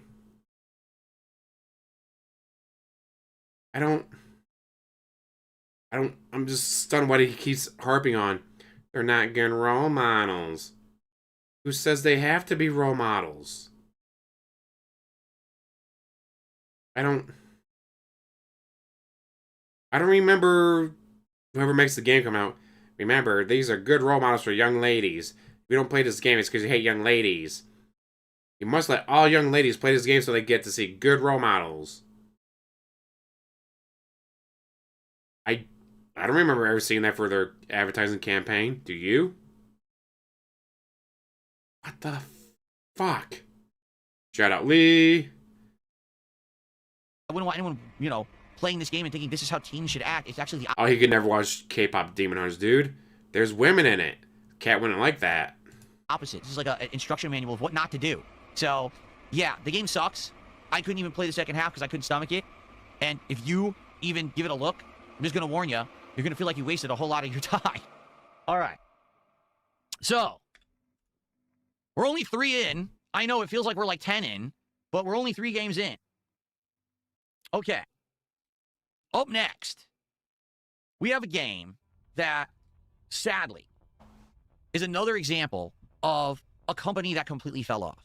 And when I say that, you might say, I don't know what you mean, because these AAA game companies are coming out with great games, and they keep reporting that they're doing well. The game I'm about to show you in the countdown for the most disappointing games of 2025 is a game that, right now... Shout out Hi Puffy Amayumi, who also did the theme song for the good version of Teen Titans. The actual publisher is insisting did well, even though it definitely didn't, okay? They won't report actual sales numbers, but they keep saying the franchise is healthy and alive. They keep saying that this is one of our big poster child kind of things, our big IPs, and every time we're proud of the game. And the actual CEO of the company who made this game actually said, well, we just made a game for gamers, and I don't think that's what people are looking for anymore. Excuse me? You're the CEO of a gaming company, and you think that gamers aren't looking for games for gamers. Then what are they looking for? Anyway, let's just get into it. Ladies and gentlemen, I present to you a game that I don't think anyone is going to be shocked is on this listing whatsoever from early 2025. Oops. It's Assassin's Creed Shadows. So, Assassin's Creed Shadows, right from the get-go, already had... This might actually be the first game on the list I might actually agree with. Not for the reasons that he states, but... massive controversy around it, because it stars a female ninja, out of which there were probably one ever in history if ever there was one, and it stars a African samurai. That's correct. Someone... There actually was a black samurai, and there were plenty of female ninjas. Despite the myths that you get to see, anime and stuff, actual history of ninjas is more along the lines of, hi, we're peasants. We're being oppressed by this jackass. How do we fight? He's got samurai. He's got soldiers. I know. We dress up in black, sneak in, and we fuck shit up. Like, oh no, the highly trained in ninjutsu. No. I mean, some were, obviously, but for the majority of the time, it was literally just, alright, well, I'm going to sneak in as a farmer. Oh, yes, I'm just a farmer. Don't mind me, I'm just a farmer. And, oh no, attack from behind. Something very dishonorable. How dare you attack from behind? Well, if I didn't, you'd fucking wreck me. Because I'm just a fucking farmer. I've looked into ninjas before because, hey, it's pretty fucking cool. Yeah, the game itself, trash. But there was never a single ever female ninja. Like, there were plenty. Because there was just usually a bunch of just peasants. Like, hey, the local lord is, pressing us. What do we do? Well, we literally can't find him because he'll fucking rock our shit because he's got fucking armies. What do we do? I have an idea. We'll dress up and sneak in at night. It's very dishonorable. But it's the only way we can fucking do it, or same thing with, like, iron fillings. Like, the use of iron fillings to blind your opponent. Yeah, actual samurai would never do that. But ninjas would, because that's all they fucking had.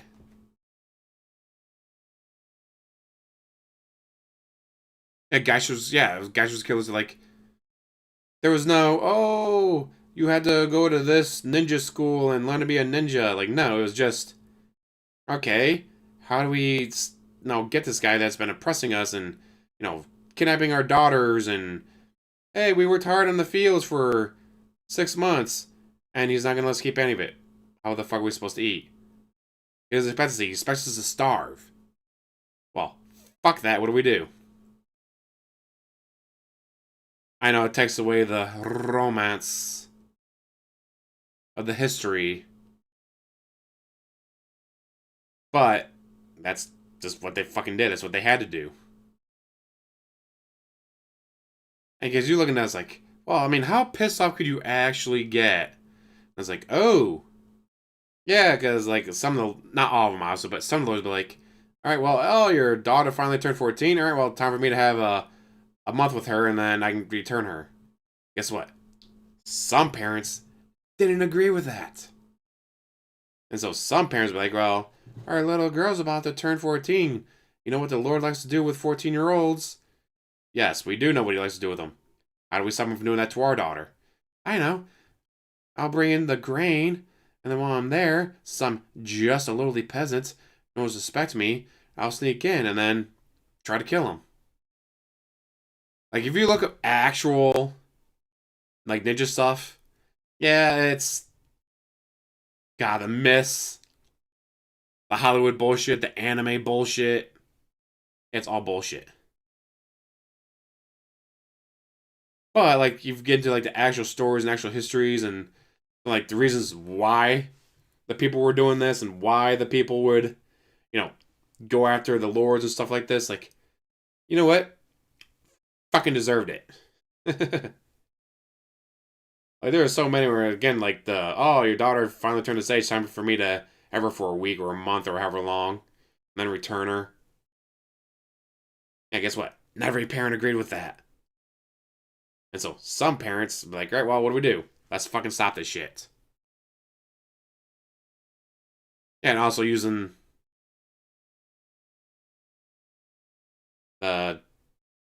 like farm tools and all that, because that's what they fucking had.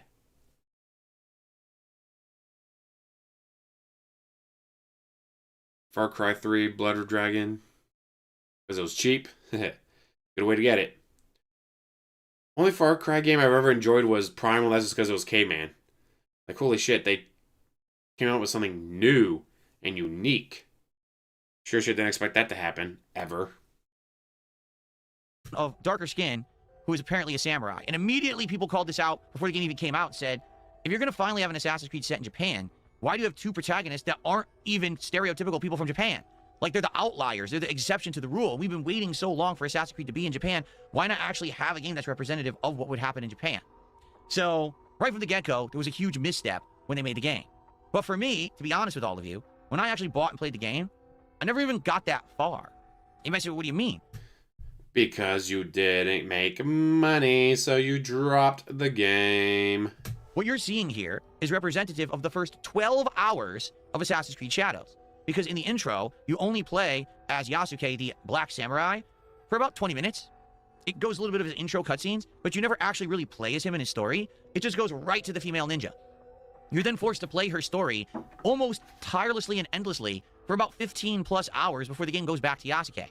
And as you can see, this is the gameplay of Assassin's Creed Shadows. Essentially, you go through towns, killing endless amounts of enemies. All you do is sneak around and murder people, grab resources, and take over bases. That's the game. All right? Assassin's Creed used to be, hey, you're an assassin, sneak into town, be very stealthy, go in like a shadow, and kill someone and get out undetected. Bonus points if you're undetected and if you don't actually kill anyone along the way besides your target, right? Now, the game is literally infiltrate a base, become a one-man army, murder as many people as possible, in fact, get rewarded for the more murders you commit, and loot and get out. What? How is that Assassin's Creed? Like, it's not at all. In any way is that anything to do with Assassin's Creed. What they did is they almost double and triple down on the formula of games like Assassin's Creed Odyssey and Assassin's Creed Valhalla and said, open world's the way to go now. Just make it an endless grind of going through these areas and killing as many as you can and taking over as much as you can. It doesn't make any sense. You're not meant to be a one-man army if you're an assassin. That's not even what the word assassin means. So what were they going for with this game? Basically nothing to do with anything that people wanted with Assassin's Creed. In fact, it actually was confusing because the last Assassin's Creed game was a return to form. If you remember, they had a game that was more small scale, only about 20 hours long, and you again were in smaller towns doing single assassinations. But mind you, the only part that matters is that he didn't get money for it. And that made a heck of a lot of sense. This game, going back to the open world formula, sneaking in this giant world and just killing as many as you possibly can, doesn't even make sense for the series, okay? After about 10 hours, what happened was the game forced you to get these resources to continue. I'm not kidding. You had a base, and in this home base, you had to grind for resources as if it was like an MMO RPG or something. And so you had to keep going back and killing people and trying to loot to get the resources. It was the most boring thing ever in Assassin's Creed. And basically around 15 hours, I said, I'm not playing this anymore. Like, I'm just not having any fun. Around 15 hours in, you stopped getting money, so you dropped it. This isn't what the game's supposed to be. The story, by the way, is very boring. The game takes way too long to go from part to part. The best comparison I can give would be Mafia 3. If you remember in Mafia 3, that was a game that if the story kept moving, it would have been over in 20 hours, but would have been an amazing game. But the game kept padding itself and forcing you to do base takeovers to order to get to the next leg of the story. That's literally what they did with this game 10 years later. It's a game where if you just didn't have to do the grinding, it would probably be fun. But instead, you were so forced to do this repetitive combat and takeovers. It's just not anything interesting at all. I have better things to do with my time than do repetitious nonsense over and over. Sure you do, DSP. Sure you do. Fucking bullshit, and you know it. So, Assassin's Creed Shadows did poorly. For those who don't know, it actually was a flop for Ubisoft. The game did not sell nearly as well as they had intended for the amount of money and time they put into its development. And then the CEO went on a PR campaign basically saying, well, it's because of people who complained on the internet about the protagonist rather than caring about the game and its elements. It's a game for gamers, and the gamers didn't care because of all the stuff online. No, the gamers didn't care because your game sucks. You've lost your... But you're not a gamer. You're not a gamer. What the fuck? Ooh. That's pretty interesting. It originates from Arabic term. Yeah, I can't pronounce that. I'm fucking American. I can barely speak English. But that's gonna get pinned. Yeah. Goes the beggar, not a gamer. way as a game developer, you're no longer making games for gamers. That's why gamers don't like it. It has nothing to do with the fact that people made us think that the protagonists aren't in line with what probably was happening during this era in Japanese history. It has to do with the fact that the game is fucking boring. No one wants to play another open world Assassin's Creed where we have to waste 10 hours, 20 hours before we get to the next leg of interesting story. You're an idiot. Eve, give up. All right. So what's a shame about that series is that Assassin's Creed has been one of my favorite game series over the years that I've been a YouTuber, but they have gone so far off the deep end that, quite honestly, I don't know if they can ever recover at this point. Like, seriously, I just don't know if there's anything that Assassin's Creed can do that people are going to care about the series again. Like, I don't even know. Like, there was actually a story that they were in development making a game. Listen to this. It was going to be set in the days of slavery, and you were going to be like an escaped slave that becomes an assassin, and you were going to fight against like the slave owner, plantation owners. And you might say, oh, well, that's a woke story. No, I actually think that's a good story. Like, that story would have been way better than what they did with Assassin's Creed Shadows. But guess what happened? Assassin's Creed Shadows was coming out and was getting all this flack for the protagonist being black, even though there were no real black samurai, and the other protagonist. There's one very, very prominently recorded. Dumbass. There's literally at least one very prominent, very recorded. This is a female ninja. And guess what they did? They canceled it. They actually canceled the game and said, we can't make this game in this current climate. No, you can. It just has to be good. All you have to do is make a good game and people will dig your story. Just make a good game. But instead, they go for this kind of agenda-first attitude, and it flops. That's why Assassin's Creed Shadow flops, because no one cared about the game by the time it came out, and then on top of it, the game was bad. They don't get that, though. They really don't understand. All right, so let's continue. Ladies and gentlemen, there was an interesting game, at least I thought it would be interesting, that came out in 2024. This was a game that really was not in 2024? I thought this was the worst games of 2025. What happened to the worst games of 2025? How the fuck are we in 2024? in my wheelhouse of a game that I normally would play. All right? But people said, hey, you're a PC gamer now. Will you check out more variety of games and different stuff? And I said, sure, I will. Let's check it out. Let's see what this game is all about. And so, ladies and gentlemen, I checked out a game that was not in my comfort zone whatsoever. You may remember it, you may not. It was called Inzoi. And as you can see here, I had a great... Early access. This game is in early access. Guys, that was a broken, buggy mess. It's in early access. Yes, it is in fact a broken, buggy mess. Because it's in early access. Dumbass. time playing it where my gunner glasses are actually my aviator glasses. I don't know why I wore those during this particular day. But Inzoi was a game that everyone was touting as the modern Sims. This game, you can make a virtual version of yourself, and you could go around town doing stuff like hanging out with other Inzoi characters. You can eat, you can drink, you could do activities, you can get a job and work. You could do all of these things. Okay? Get a job and work. Uh-oh. No wonder DSP hated it. And when I played the game, I didn't really know what to expect. And at first, I actually was having a lot of fun with this game. The initial, character creation, setting up personality traits, interacting with certain people in town, and going and buying food, and, checking out what's available in the area. It's pretty good, to be honest. And the graphics, actually, for a Sim-style game like this, are actually pretty outstanding. You take a look, I think the game actually looks quite good. But the further I got into Inzoi, of the 2 or 3 streams that I did of it, the cracks started to show. For example, I got a job, and then I got in a taxi to go to the job, and this is what happened. Literally, the taxi froze in place, and I was like, what's going on? Why is nothing happening? Why can't I do anything? So come to find out, in the game, half the jobs weren't done. They had sold the game, but half the jobs hadn't been put into it yet. Early access. Again, it is an early access. No, it is not a finished game. So if you chose an occupation that didn't exist in the game, you would get into a car to go to work and sit in the car all day. Then you would leave the car and earn money for sitting in the car all day. Now, it is my understanding that you were supposed to actually have the job in there and you would do tasks at the job, but they didn't have that in the game yet. Okay? So similarly to this, as I continued to play and do certain things in the game, other things were unfinished. For example, I found out if you go to the theme park, half the rides don't work. Wait, what? So half the jobs aren't in the game, half the rides don't work. What else is unfinished in this game? Well, come to find out, actually, the game is mostly unfinished, but they were selling it for play. Why would you do that? It was very confusing because it didn't feel like the game was anywhere near ready to be sold. If you're getting Early access games. Like, I don't know, Hades, Baldur's Gate 3, now Hades 2. Yeah, they go early access. Sell a bunch of copies. Huh. We got an error report that this happened. Okay, alright, so how do we fix that? Okay, fine, we patch it. Hey, we got another error report. We got another error report. We got another error report. Hey, guys, because we sold 60,000 copies last month, we're able to use some of that money to pay for this and be able to hire that guy that can come in and help us with this. Wow, this is great. We're definitely going to be a month advanced on the actual release date of the full game because we had an early access. So we got the errors. We got the bug reports. We made the patches. We were able to hire extra people to come in and help us make the patches and expand on this and get that working better. Dumbass.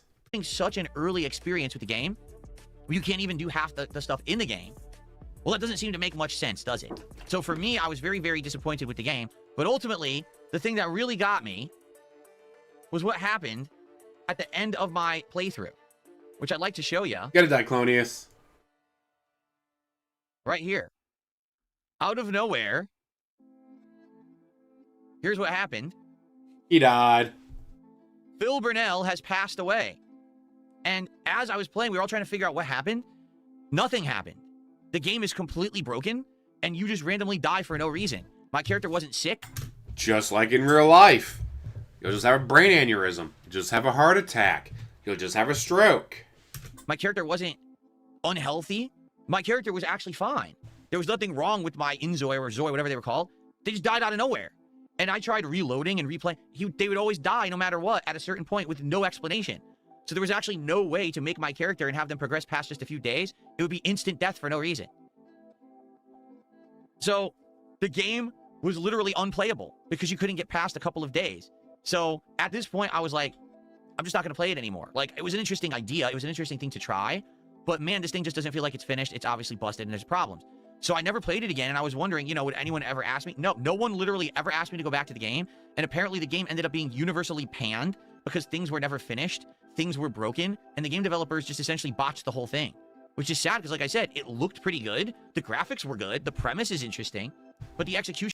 He didn't shower, like real feel that's why he died?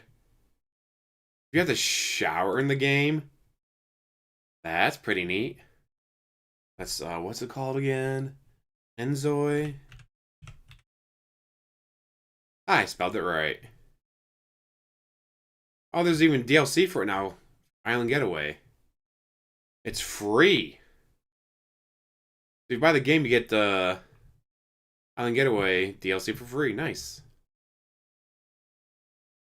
Alright, let's see. Mostly positive.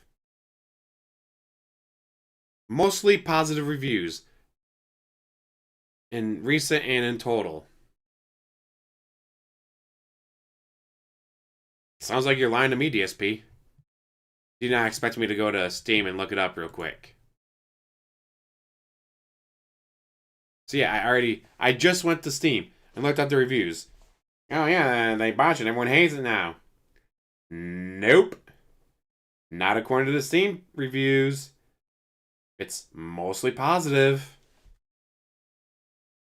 When does he tell the truth? When he talks about how much he loves WWE champions. Was just incredibly poor, to the point where if the game wasn't actually fully playable, why would you even take money for it? No one basically tested it, and they just started selling it, and then it was a big broken mess. So it was an interesting experiment. If there ever is another game like that in the future, I would definitely be interested in checking it out. But sadly, the game was just an unfinished mess, very disappointing, and so obviously that's why it's in this countdown. Okay. I hope you guys are enjoying the countdown so far. Let's move on to our next installment. So, this next particular game is very interesting for the reasons why it's in this countdown. Allow me to explain. His character died because he didn't get the Wolverine figure. Oof. I told you that not every game that was in this countdown was going to be something that I considered a bad game or a game that had issues. In fact, I don't even know if this game has issues. Okay? To be honest. But this game upset me with what happened when I played it. Okay? To be honest, to this day, I'm still a little upset because I feel like there are certain games that if I choose to play them, I have to now kind of do, like, research up front to... Yes! You should look up a game before you buy it. This is how I've made sure, I don't know, in the past 20 plus years, I've maybe gotten 10 games that it turns out like, oh shit, this sucks. And some of them are early access or actually, yeah. Majority of those are VR. Whereas, like, yeah, they had an idea, but the idea didn't work. Unfortunately. For the most part, yeah. I research a game before I buy it. Make sure I'm going to actually like it. If I'm going to be spending money on a game, I want to make sure I'm actually going to like it. And want to play it. I know it's a completely foreign concept of DSP, though. What? Research before I drop money on a game? No, that's stupid, guys. Figure out if a game is going to actually be accepted or do well. You're going to understand what I mean when I show you this game. Take a sip. Ladies and gentlemen, the game that I want to have next in my countdown is one that was one of my shortest playthroughs ever because basically I wasn't allowed to continue. The game that is next is South of Midnight. Okay? So for those who don't know, South of Midnight is a game that was on Game Pass, and it was heavily touted as Xbox Game Studios game. You know, it's going to be an interesting game, and you're going to check it out because it's visual style. As you can see, the colors and everything are kind of almost like a cartoonish, cel-shaded style game. It actually had a soundtrack that was very like southern music. You know, it took place in the bayou, so very like southern United States, kind of a deal, Louisiana style stuff. So in that regard, the game actually kind of stood out. All right, and I played this game. This is basically the intro hours of the game that you're seeing right here, the tutorial, trying to learn the gameplay mechanics. And honestly, I actually was enjoying the game. I would compare South of Midnight in the time that I spent in it to a PS2 era game. There's some action combat. there's platforming, there's some puzzles and things to solve. To solve, guys. Now, South of Midnight.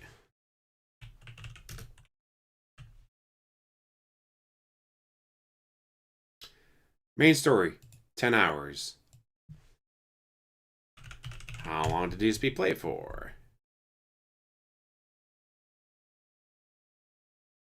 Night Fight Express now.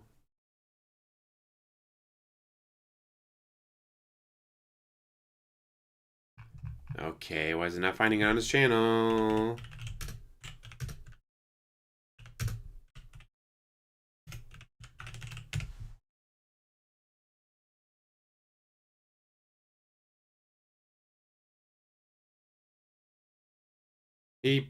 Why you only played it twice? There's only 2 parts. So it takes, according to how long to beat, 10 hours to beat. He played it for about 2.5 hours. He played it for 2.5 hours. Gee, DSP, wonder why you didn't like the game. You only got 2.5 hours into it, jackass. What the fuck? I mean, that's DSP for you though, right? Game takes 10 hours to beat, plays it for 2 and drops it like a bitch. What the hell? Yes, Snout of Midnight. Ultimately, I think where the game was shining for me was that it actually So had the a unique visual Reee style, night. and also it had a good music, good soundtrack. But the combat itself was kind of simplistic.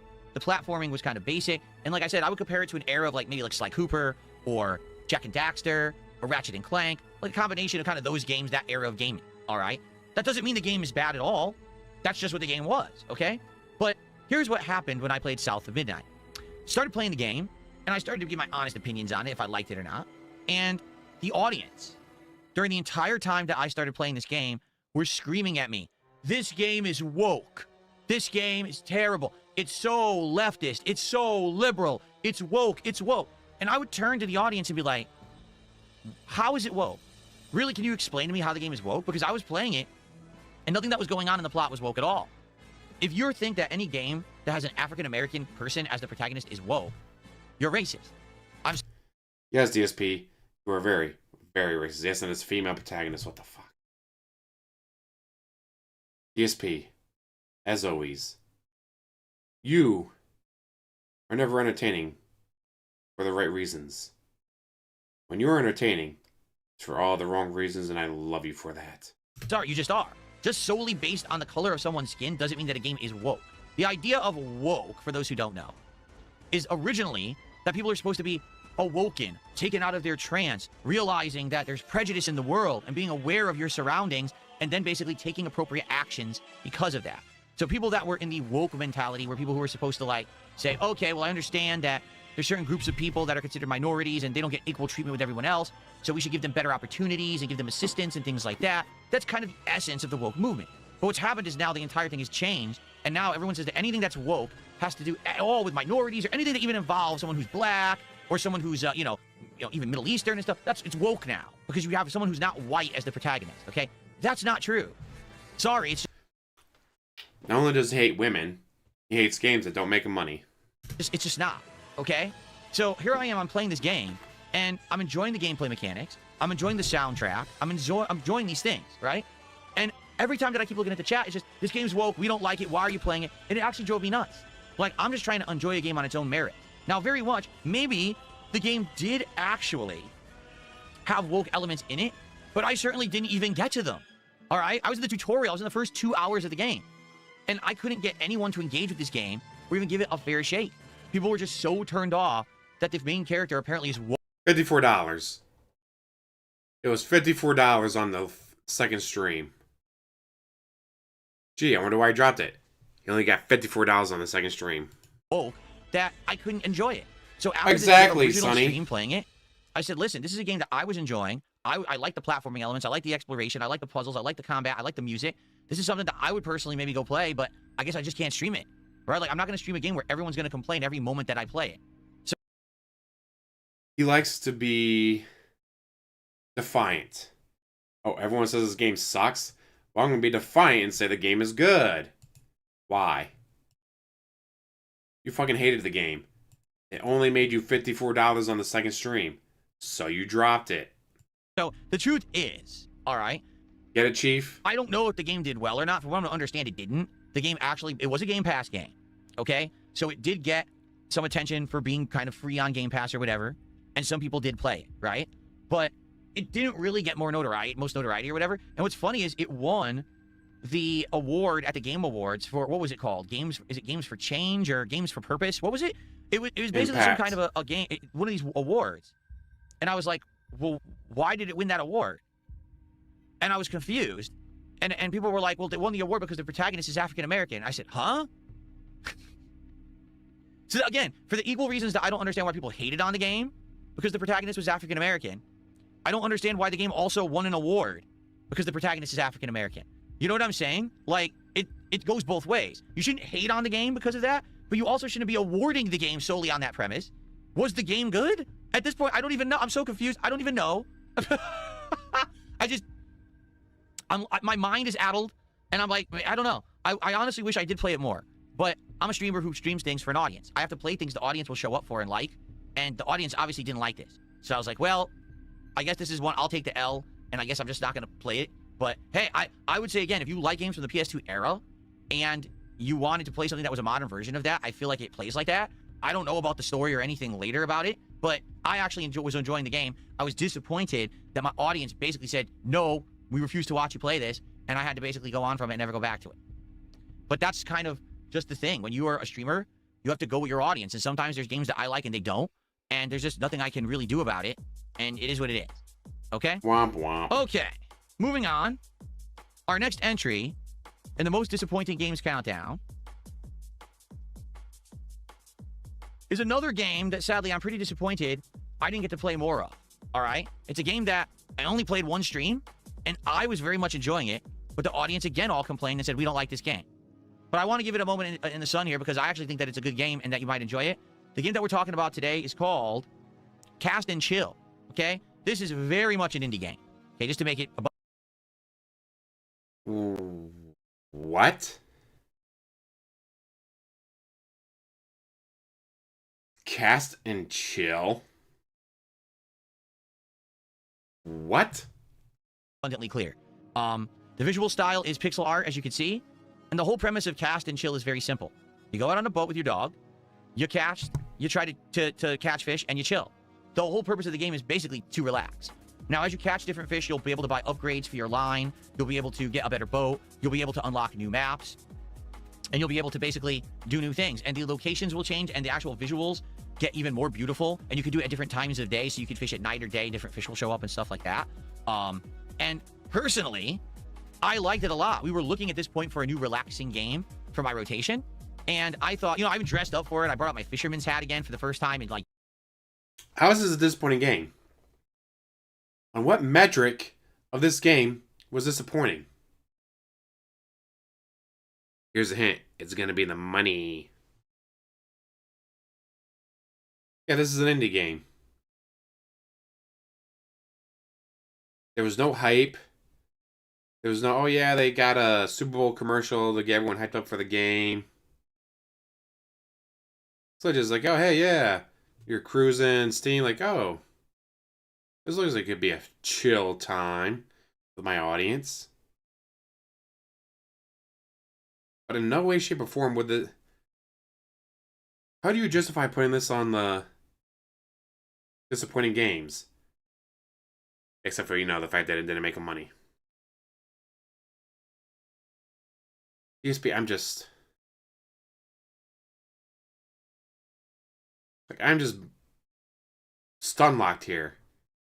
Like, of all the games to make this list, I did not think this was going to be one of them. Yes, it didn't make money. Because the audience didn't like it, so it didn't make money. But if you actually be talking about disappointing games, like, I would not put this game on there. I'm sorry, but in no way, shape, or form would I ever put a game like this on this list. If I was to play a game like this, even if, like, oh man, I can't believe I wasted the $10 on this. Fuck. I thought I was going to have this and be better here and do this. And, I can't believe I wasted money on this. But you know what?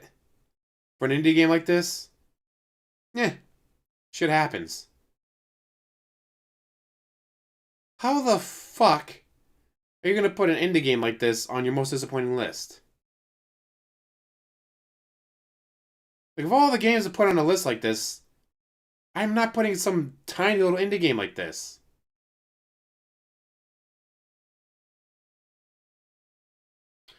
Fishing games are the second thing to happen in gaming. I'm pretty sure it was Duck Hunt. DSP. I can't wait to hear your explanation about this game being and what of it was disappointing, other than the money made. Years to try to drive some hype for it. It just didn't work. People were saying that they were more bored than entertained, even though there was an opportunity for people to hang out with me and talk and interact. Most people said, this is super boring. We're not enjoying this. We just want you to do something else. So after one stream, that was it. But this is a game I just want to let you know it's very cheap. It's only a few bucks. I feel like if you're looking for a relaxation style game, this is it. There may be streamers who can make this work with their audience. Sadly, I wasn't one. You know, I'd played fishing games previous. That's why I thought maybe it would have worked. But people just found it incredibly boring. This is just a short and sweet one. I think it's a fine game. I was disappointed because it was one that I was liking. It didn't work with the audience, so I had to move on. But Cast and Chill, you might want to give it a look if you're looking for a relaxing game. Okay? Nice, quick, and easy one there. No rage. No problems with that one. All right. The next game on our most disappointing games countdown is one that I think most of you kind of figured would be in the countdown. But I think at one point, we all thought that it was going to be in the other countdown. All right? This is a game that I feel was massively overhyped, was a game that sold solely for one purpose, which isn't a good reason, and a game that suffered from insane amounts of padding, and then had a really, really good point at the end, but you got to ask, what gives with the way that the game rolled out? Let me explain, ladies and gentlemen. The next game on our disappointing games countdown is Donkey Kong Bonanza on the Switch 2. Okay? His hate boner for Nintendo is legend. Wait for it. Hope you're not lactose intolerant. Dairy. He fucking hates Nintendo. So when the Switch 2 released in June of 2025, immediately the question arose, well, what games are we going to get for this thing? Because immediately there was only Mario Kart World and a bunch of ports. So when Donkey Kong Bonanza was released a month later, everyone jumped on it. Oh my god, it's a first-party title. It's apparently you had some of the game devs working on it who actually had worked on Super Mario Odyssey. So all of us who love Super Mario Odyssey was super duper excited for this game to come out. We heard that there were going to be brand new game mechanics. It wouldn't play like Donkey Kong Country, but something completely different. Everything was destructible. You could punch and dig your way through anything in the game, which is going to give a whole new element to the gameplay. It's fully going to utilize the graphical capabilities and the processing power of the Switch 2. This is something that never would have been possible on the Switch 1, right? It all sounds good, doesn't it? I mean, wow. All right. Sounds like a kind of game that I think is going to blow me away. I'm really going to enjoy, and we're all going to have a great time with. And to some extent, that's true. What you're seeing right now is the first hour of the game, where I went to the first room, and I got so hooked on the destruction aspect of the game that I literally, like, destroyed everything in it. Like, I was like, wow, I can't believe that everything actually is destructible. Now, yeah, there's limits to where you can break things in a room, like metal walls that you can see here past all of the dirt. But for the most part, it was pretty insane to see a game where you could just keep digging upwards and keep going up and destroying things. Almost like Bugs Bunny in a Looney Tunes cartoon, digging and popping out of the ground. You can do that in Donkey Kong Bonanza. There's almost limitless amounts of items you're looking for. Whether it's giant golden bananas, pieces of gold that you can use to buy upgrades, whether it's the collectibles, which you could use to do other kinds of upgrades, or more. You have a sonar. When you clap, you can see the items through the walls, which is really cool because it helps you to solve the puzzles and figure stuff out where that weird stuff is hidden in the worlds. There's also animal transformations, where you can turn into things like a zebra and run super fast, or you can become an ostrich that can fly, or you can become a snake that does a super jump because you spring up like a coil and bounce like a spring. And all of that sounds great on paper, doesn't it? In fact, I'll admit, when you first run into that stuff in the game, you're blown away. Look at my face. Look at my face. I'm actually genuinely happy there. I'm like, wow, this is so neat. I can't believe it. That's your generally happy face? Holy shit. But there's a problem, all right? And the problem is very simple. That's the whole game. Everything that I just described, destroying things in order to find hidden items and doing a few transformations, is the entirety of Donkey Kong Bonanza. Are there some boss fights? Yes, but they're an afterthought. And a lot of them are kind of buggy and wonky because the Switch 2 can't handle the graphics very well. So during certain boss fights, the frame rate dips and the boss fights become chores because of that. But outside of that, every world in Donkey Kong Bonanza is almost exactly the same. You go into an area, you look around for hidden bananas, use your sonar to find items in the walls, you destroy everything around you to get the items, wash, rinse, and repeat. Now, there are some challenge stages where you're going to be challenged with platforming and stuff like that. But he's a real gamer, Carmichael. He's a real gamer.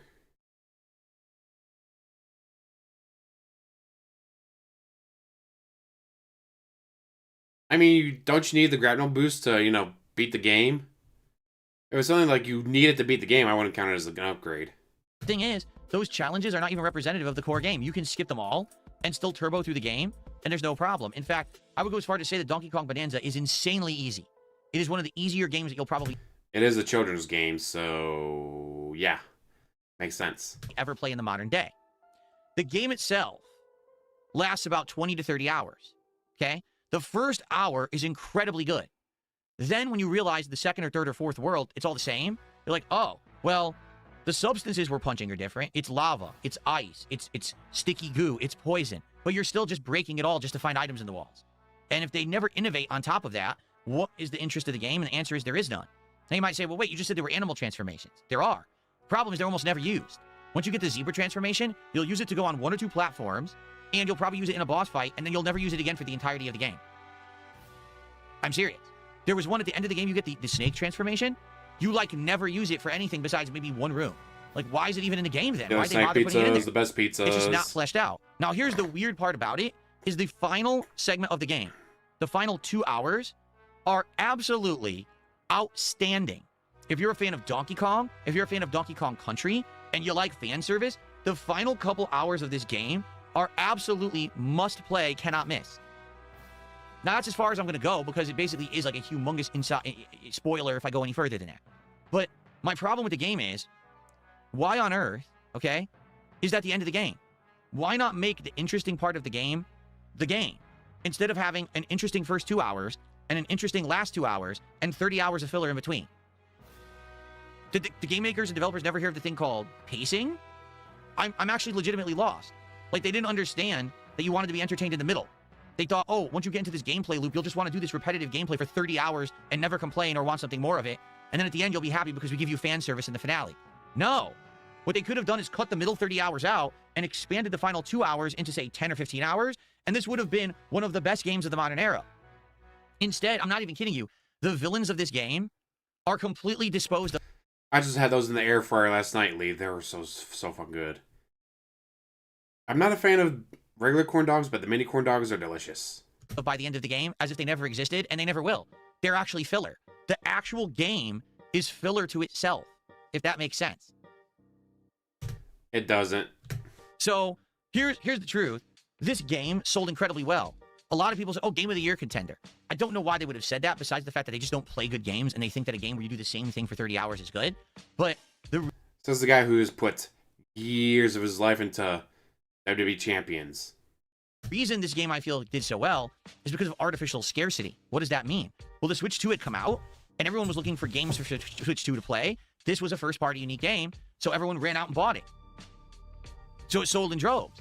But if it weren't for artificial scarcity, and if there was actually a wide variety of games to play on... That's not artificial scarcity. What the fuck are you talking about? Switch 2, and people might have waited to buy this and said, oh, is it actually any good? And then actually got the truth about it. No, it's pretty boring and repetitive and not a very good game. They could have done a lot better. Instead, they just did 30 hours of the same thing.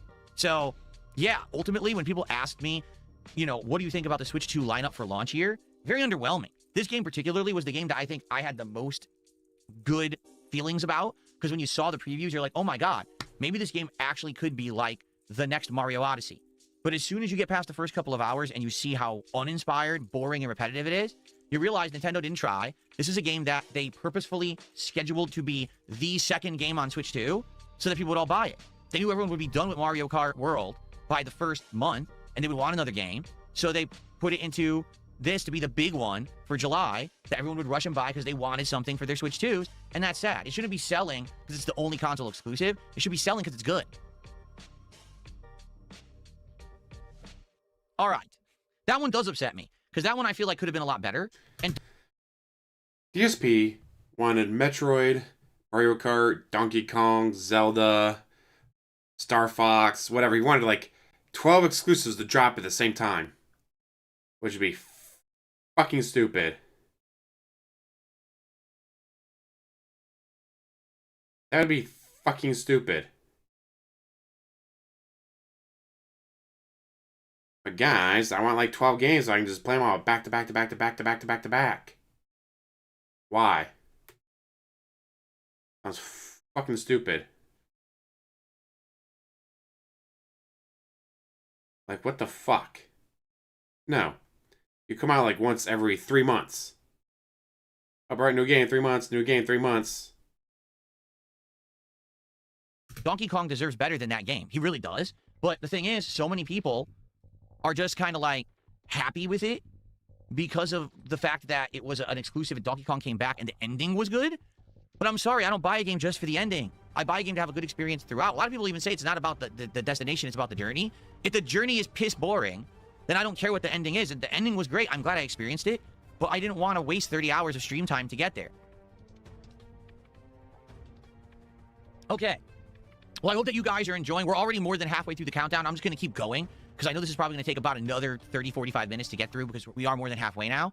Some of these entries coming up are actually going to be a little bit more quicker, but I hope that you guys are enjoying. I'm not seeing many people trying to interact with me. That's why I'm just going ahead and continuing with the countdown. I did say this would be an interactive stream, but I'm just not getting many people here who are really like talking to me. So that's why I'm just continuing on. Maybe people are just used to this countdown being the thing that I just do and don't talk to people. I don't know, right? Okay? All right. Continuing on. The next game in my most disappointing games countdown of 2025. This is a short and sweet one, okay? This game was a follow-up to a game that I previously played a couple years before, but it was sold as a standalone. That's why I'm counting this as a new game. Technically, it's kind of a DLC, but it was sold as a standalone game, okay? This was a game that originally, the original game I liked, although you could tell it didn't have a ginormous budget or whatever, but I felt... What DLC did you play? Let's find out. Like they did justice to the intellectual property. The game was fun. It was a good romp. True, Carmichael. He turned a 15-minute demo into an hour-long night stream. Had, you know, interesting mechanics, and in general, it was a fun filler playthrough. It certainly wasn't anything that I went crazy for, but at the same time, we had a good time. But then we played the follow-up last year, right? And this one, sadly, had a bad fate. Ladies and gentlemen, the next game on the countdown is a game that you may not even know that I play. It is called RoboCop Rogue City Unfinished Business. What do you mean? Unfinished Business? I didn't even know Phil played this. Well, you might not know I played it because I only played 2 parts. And it wasn't because it wasn't getting money. Because the game was bad, and it wasn't because I wasn't having a good time with it. It was because the game was insanely buggy on PC. To show you what I mean, I'm going to go to the point where basically I couldn't play the game anymore.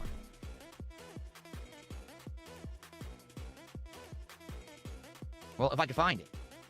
Basically what happened was I would go to this particular terminal, and this terminal needed to be interacted with so that you could open a door. And there was nothing else you could do in the game. There was no other place to go. There was nothing else you could do. You had to interact with this particular terminal to open a door. So I interacted with the terminal, and every time that I did, my game would literally crash. And I was like, well, that's not good. What am I supposed to do if I can't interact with this particular terminal? In fact, I think this was the first time. Let me explain. Get it, Chief? That this happened here.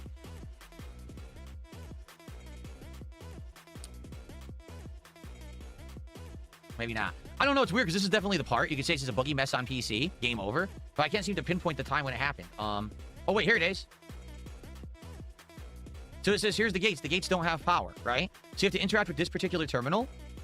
And when you do it, when you override, and this is a game mechanic that you used a million times in the original game before this standalone DLC was sold, the game would close.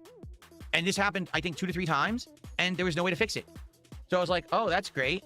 So basically, I'm hard locked. And this was a case where, sadly, the game was all right, and it was meant to be like a filler playthrough, but I wasn't going to go back weeks later after they patched it to try to actually play it again. No one really cared. It was supposed to be like a thing that we were just going to do quickly and have fun filling in, you know, empty times between streams. It just sucked. And the worst part about all this, I actually heard on console, this game had no problems. That on console, it played fine. It was only the PC version that actually had this horrible problem. That's weird for only PC to have it. And made it unplayable. So I never was able to continue with the game. I still haven't played it again to this day. RoboCop Rogue City Unfinished Business. You know what? That's the best name you could give the game. Unfinished Business. Because it was literally not able to be finished because the game would crash because of this horrible game bug. Pretty sad, huh? In reality, it's one of the few times that's ever happened to me because, as you know, I only just recently, about a year and a half ago, became a PC gamer. So usually on console, you don't run into these... After shitting on PC gamers for years. problems, right? Like almost never on console would you run into like a game locking problem like that. And it was very disappointing that that happened. I'm sure by now the game is finished. Like I'm sure they fixed it. But the thing was, I mean, we're not going to go back to it weeks or months later. We were playing it. It was brand new. And when it was brand new, it was unplayable. And then people didn't really care about it anymore. Okay? All right. The next game in our countdown. Good Lord. I can't believe what happened with this one. Okay? A tried and true series, which all of us have grown up loving. It's a staple, an absolute staple in this genre. A game that we were all hyped for when we heard about it was coming out. A game that we were all stoked for. And then this happened.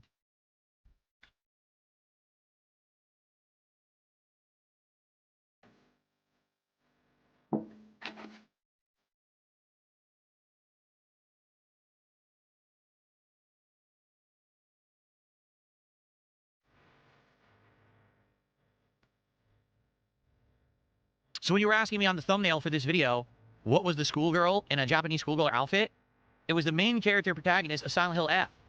But the reason that Silent Hill F was a game that massively disappointed me this year wasn't the initial game design, wasn't the fact that the game was set in Japan. Even though he hates the Japanese. This is Silent Hill F, if I remember correctly. Wasn't the fact that the game had so many departures from Silent Hill. It was the fact that the game turned the main character into a werewolf who then used combat abilities straight out of Devil May Cry to do combos and special attacks to kill enemies. Something that goes so against the core tenets of what Silent Hill is meant to be, so just forgoes anything that would be scary, that would be survival horror, that I had a hard time swallowing to the point where I just couldn't take the game seriously. Unlike Kat, whenever she's with Tyrone, she never has a hard time swallowing with him. After this happened in the plot, and it gets worse and worse for the record. This is initially when the girl transforms, but it actually gets worse where she gets more abilities and transforms further into a werewolf further into the game you go. It's terrible. It's horrible. It's completely off base for what Silent Hill's meant to be. It takes all of the survival horror element out of the game whatsoever. And by the end of the game, all you can do is shake your head like this and say, I can't imagine what they were thinking besides, we want to make Silent Hill a different kind of game to make more money. Because Silent Hill is a... Making a game to make money? How dare they? Don't they know they're not allowed to make money? Incredibly popular and prominent survival horror franchise. But when you turn yourself into a superhuman monster... Yeah, this is for Philip. Wait, wrong Philip. ...that beats the living crap out of enemies with your pimp hand, it's not scary anymore. In fact, I would argue once she transforms, there's literally nothing scary for the end of the game. Or the rest of the game. Like, how could you be scared? The entire first, maybe half of the game, isn't that bad. When you're going through the town, it's all being infected by the monsters. You're trying to figure out what is this wave of red, like plants and things that's taking everything over. It is scary. But then once you get to this point, it's like, I just can't take it seriously anymore. In any way, shape, or form. The game is awful. And I just don't understand why people even defended it. There's actually people who are like, oh no, how dare you not like this game? You have a right. I played all the others. This is not Silent... You sat there and looked at chat for the majority of the game going, chat, what do I do? Chat, what do I do? Chat, what do I do? Chat, how do I solve this puzzle? Guys, how do I solve this puzzle? Chat, where do I go? Chat, what do I do? Made a super fucking boring gameplay. Hill. This is exactly what happened to Assassin's Creed. Everyone liked Assassin's Creed because it was a game about assassinations and stealth. Then they turned it into an open world mashing button combat game, and everyone says it sucks. Yeah, it sold maybe because people were looking for an open world RPG, but that doesn't make it good. It just makes it a moneymaker. In this case, Silent Hill was supposed to be a game that was slow-paced, where you have no resources, where enemies can kill you at a moment's notice. It's creepy as hell. You don't know what's around the next corner. It's about survival. It's about inventory management. It's about health being a big problem. In this game, they literally turned it into a button-mashing action game. Why? If you want to play all those, I'm pretty sure those games still exist, so you can play them right now if you want. There's also other problems with the game as well. For example, the puzzles are actually quite cryptic. There's one or two puzzles that unless...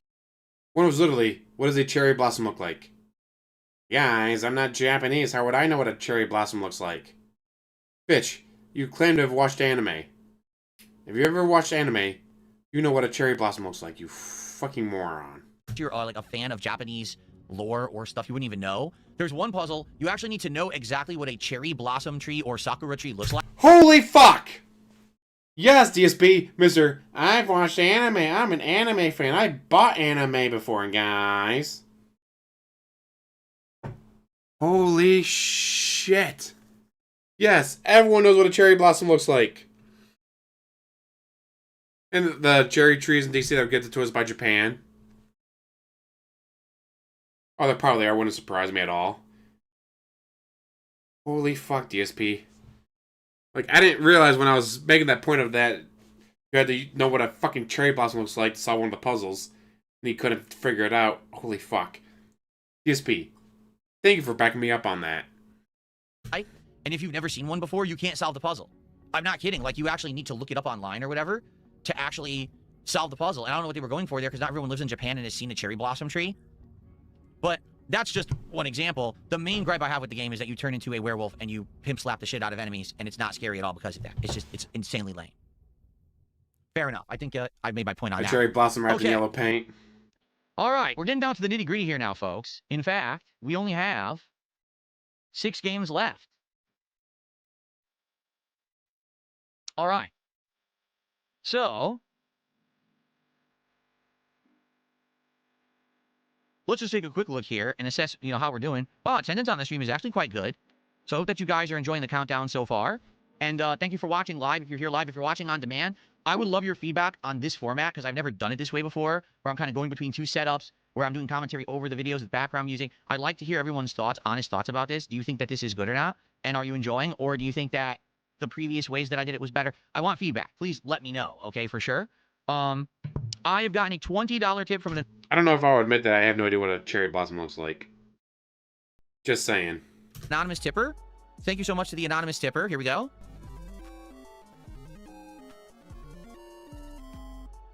And the anonymous tipper says, I'm having some good laughs from this countdown. Thank you so much for doing it. You're welcome. I do it every year. I really enjoy doing this and sharing my thoughts with everyone. I know the format's a little different this year, but I hope that you guys are having a good time. Alright, if you've only ever watched DBZ, maybe you want to know what a cherry blossom looks like, but pretty sure he's mentioned Naruto before. Okay, 6 more games. Let's go. Ready?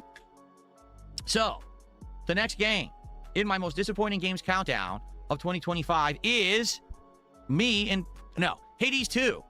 And you might say, wait, what the fuck? I get the game didn't make you lots of money. But really? Really, DSP? Holy fuck. Oh my god, because it's a woman. This is all because she's a woman. Are you fucking kidding me, DSP? what? Hades 2 is a great Demon game. in Japan. Hades 2 actually was Game of the How's Year it going? contender. Tons of people... It is so fucking good, Mega Man. I love it. So much content. So much fucking content in it. People love Hades 2. How could Hades 2 be one of your most disappointing games of the year? Okay? There's 2 reasons why. It has nothing whatsoever to do with the gameplay of the game. It has nothing whatsoever... That's because there's women in it. How dare a game have women in it, guys? Don't they know I'm married? He's really gonna pull that line, isn't he? Because he's married, so he didn't like the game. Actually, to do with my experience with said game. Okay? There's 2 reasons why I was very disappointed with Hades 2 in 2025. Reason number 1. Hades 2 had an early release in 2024. The game was not yet completed. I was a person who purchased that game early and played the early access. I was having a ton of fun with it. But after streaming it 2 or 3 times, I was told by my audience, hey Phil, hold off. Stop playing Hades 2, because that game's not done. And if you continue to play Hades 2, you're going to see parts of the game that are unfinished. You're going to basically get too far in the game, and then when the real game comes out, it's not going to make sense for you to play it because it's changed or it's different, or you're going to have to start over, and no one's going to want to see that. So I was urged by my audience to stop playing Hades Bullshit. This all sounds like bullshit. 2 in 2024 when it was in early access. Then we were waiting and waiting. When will it actually have its official full release date, right? What I'm disappointed at is the way that they released this game. And what I mean by that is... Holla it holla had for the absolutely sub. no build-up, no hype. It essentially pretty much almost shadow dropped. It was... DSP, I'm sorry they didn't pay for a Super Bowl commercial. I'm sure they couldn't build up hype for you to build off of.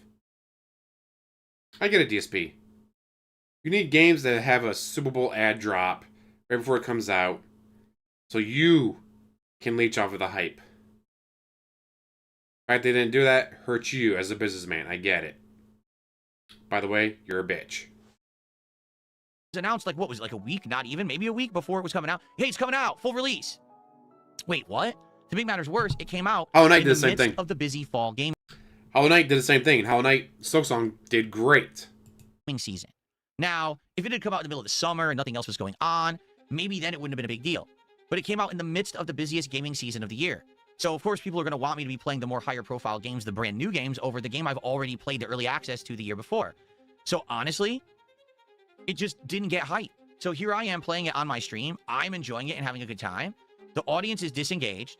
They're not having a good time. They're saying, we've already seen this. Why are you playing it again? Well, because I played early access. Well, you already played it. What? That's confusing. I feel like this game actually would have done better if it didn't have that crazy early access window like it did. Now, you might very fairly criticize what I just said and be like, but don't you know that Hades 1 had a very wide early access window as well and ended up being incredibly successful? Sure. And Hades 1 was a game that was a first entry to the series. The game did great. The game is incredibly successful. But guys, it didn't make me lots of money. That no one knew about and wanted to give it a shot and understand what it was. So that early access window made sense. Because no one knew what Hades 1 was or if they were going to like it, testing it early allowed people to get hooked on that gameplay loop and say, man, I can't wait for the full release. In the case of Hades 2, we know what the game is. We know what the gameplay loop will be like. Why do we need to test it a year early? We don't.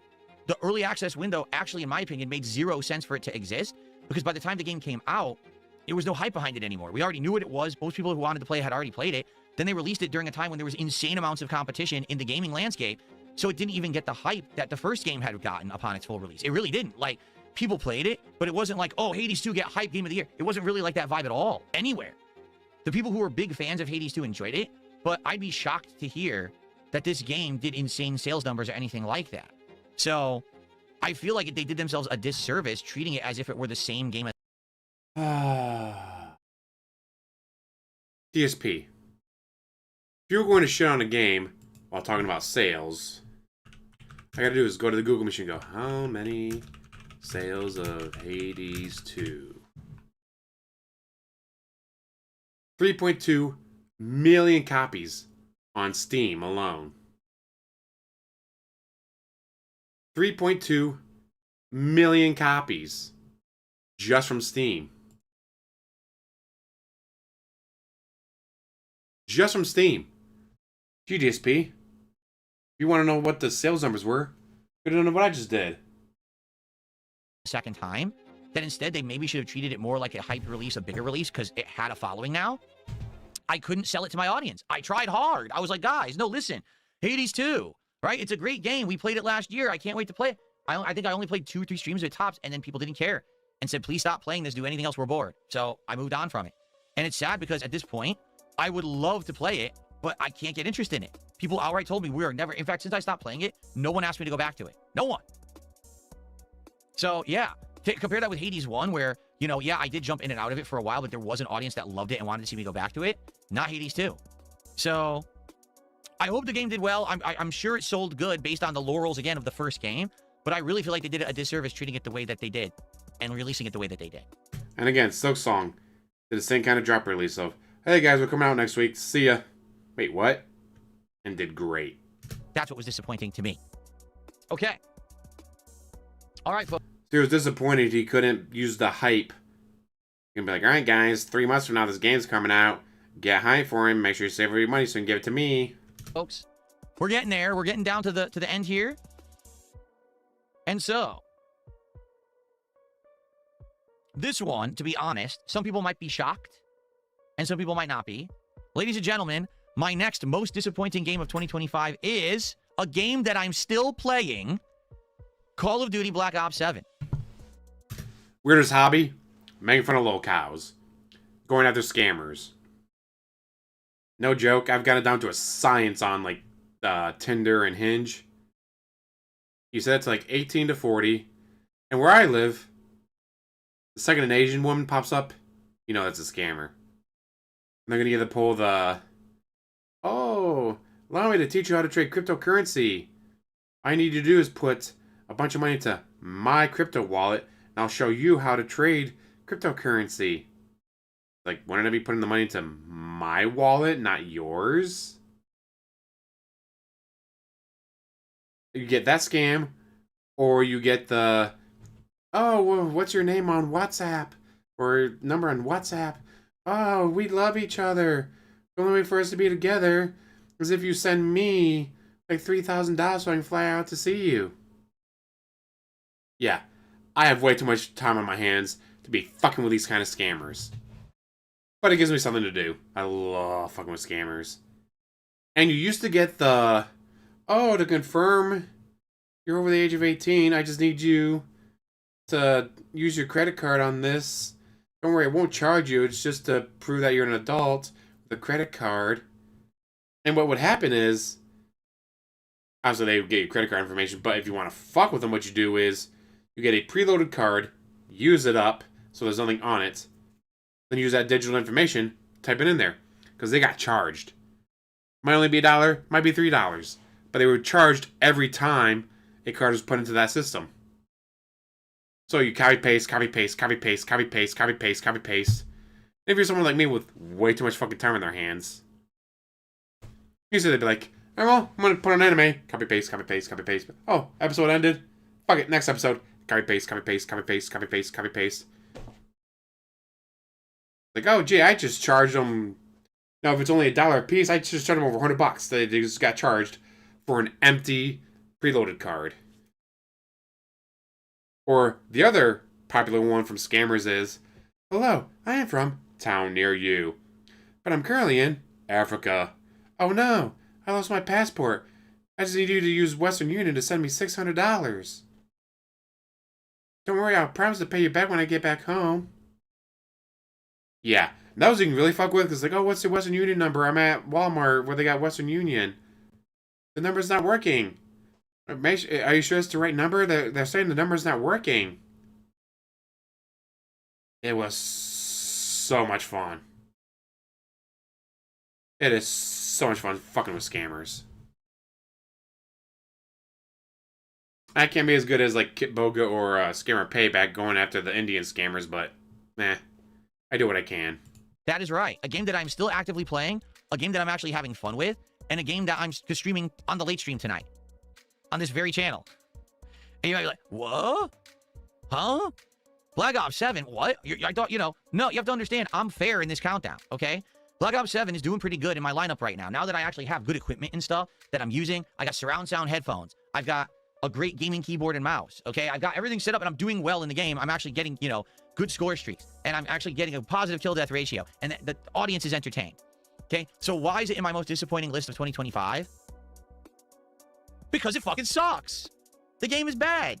This game is nowhere near as good as previous Call of Duties. They did everything wrong. They took away things that were great, like putting down mines or claymores to stop people from getting behind you. It's been removed from the game. Instead, it's replaced by crappy kill streaks of drones and fucking stupid technology nonsense that's garbage in the game. It's got dumb wall jumping that doesn't belong in Call of Duty. I could keep going. It's got poor hit detection. The connections are awful. It uses skill-based match. It does not have poor hit detection. It has you missing. You missing is not poor hit detection. It's you shooting the wall or the floor. Or you shoot them once in the leg while they shoot you in the head.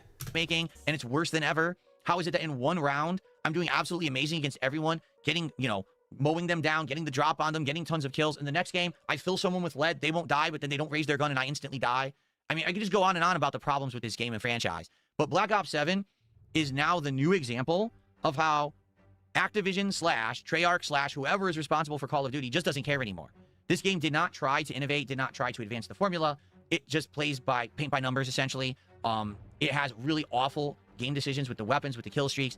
It's just bad. It's genuinely not a good game. I have played so many better Call of Duties in the past. If anything, the one glaring thing about the game that proves it's bad is that it has legacy maps, like Raid or Shipwreck. And when you play those maps, you realize, god damn, this game was much better when those maps were in the older games. Like when you played the old Black Ops on Raid, that was a much better experience. Now, you can't even set up to snipe because anytime that you set up to snipe, there's no way to put down a claymore or a mine to stop someone from getting behind you, and constantly people spawn behind you. Almost. Guys, I can't camp. What kind of Call of Duty game exists where I can't camp? Oh, it's almost impossible in this game to get a kill streak of more than 2 or 3 kills, because anytime you kill one person, 3 more people are coming right around the corner to murder you, or are already behind you. That's just not the spirit of Call of Duty. It never has been, but that's what the game has become. They made it just like twitchy shooter for people who are like, you know, chugging fucking caffeine and snorting fucking energy. That's not what it's supposed to be. You can't even really use good strategy to play this game anymore, and that's sad. So even though I'm still actively playing it, even though I'm actually doing well in it, I can call a spade a spade. This game sucks. It should be much better. And in fact, it sucks so bad that Activision came out and admitted we goofed with this game, and next year will not be Black Ops 8. Instead, we're going to start actually making new games again. It's not going to be Modern Warfare, Modern Warfare 2, Modern Warfare 3, then Black Ops 5, then 6, then 7. They're actually going to start making new titles. So that's a good thing. It's about time. They're not just going to phone it in, dial it in, and make these kind of half-baked games that aren't even worth playing, you know? The thing is, for me, I like having it in the rotation because it's an adrenaline-fueled multiplayer game. It gives me some variety, you know, and actually I'm getting better at the game as I have better peripherals now. I can play it better.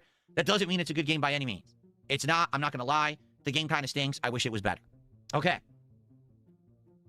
All right, folks. We're getting down to, I think we're in top 4 now. Yes. Okay. So the next game in my most disappointing games countdown is here for a very good reason. But again, you guys might be shocked that I have it in the countdown. Okay. Take a sip. As you know, from time to time, game developers will release a throwback or a game that essentially is nostalgia bait, okay? And a franchise that I had asked for many years to have one of these kind of nostalgia collections was Onimusha? Mortal Kombat. Nope. Because we had these kind of classic collections for Street Fighter before that had Street Fighter 2 or Street Fighter Alpha or Street Fighter 3, etc. We just had the Marvel collection. But Mortal Kombat had never really done that before. And I was excited when they announced the Mortal Kombat Legacy Collection because it sounded like they were giving the fans exactly what they wanted. A collection that had all the different versions of classic Mortal Kombat in it, all accessible with online multiplayer, and it was going to have this cool mode that kind of you go through the lake. But they didn't have ranking.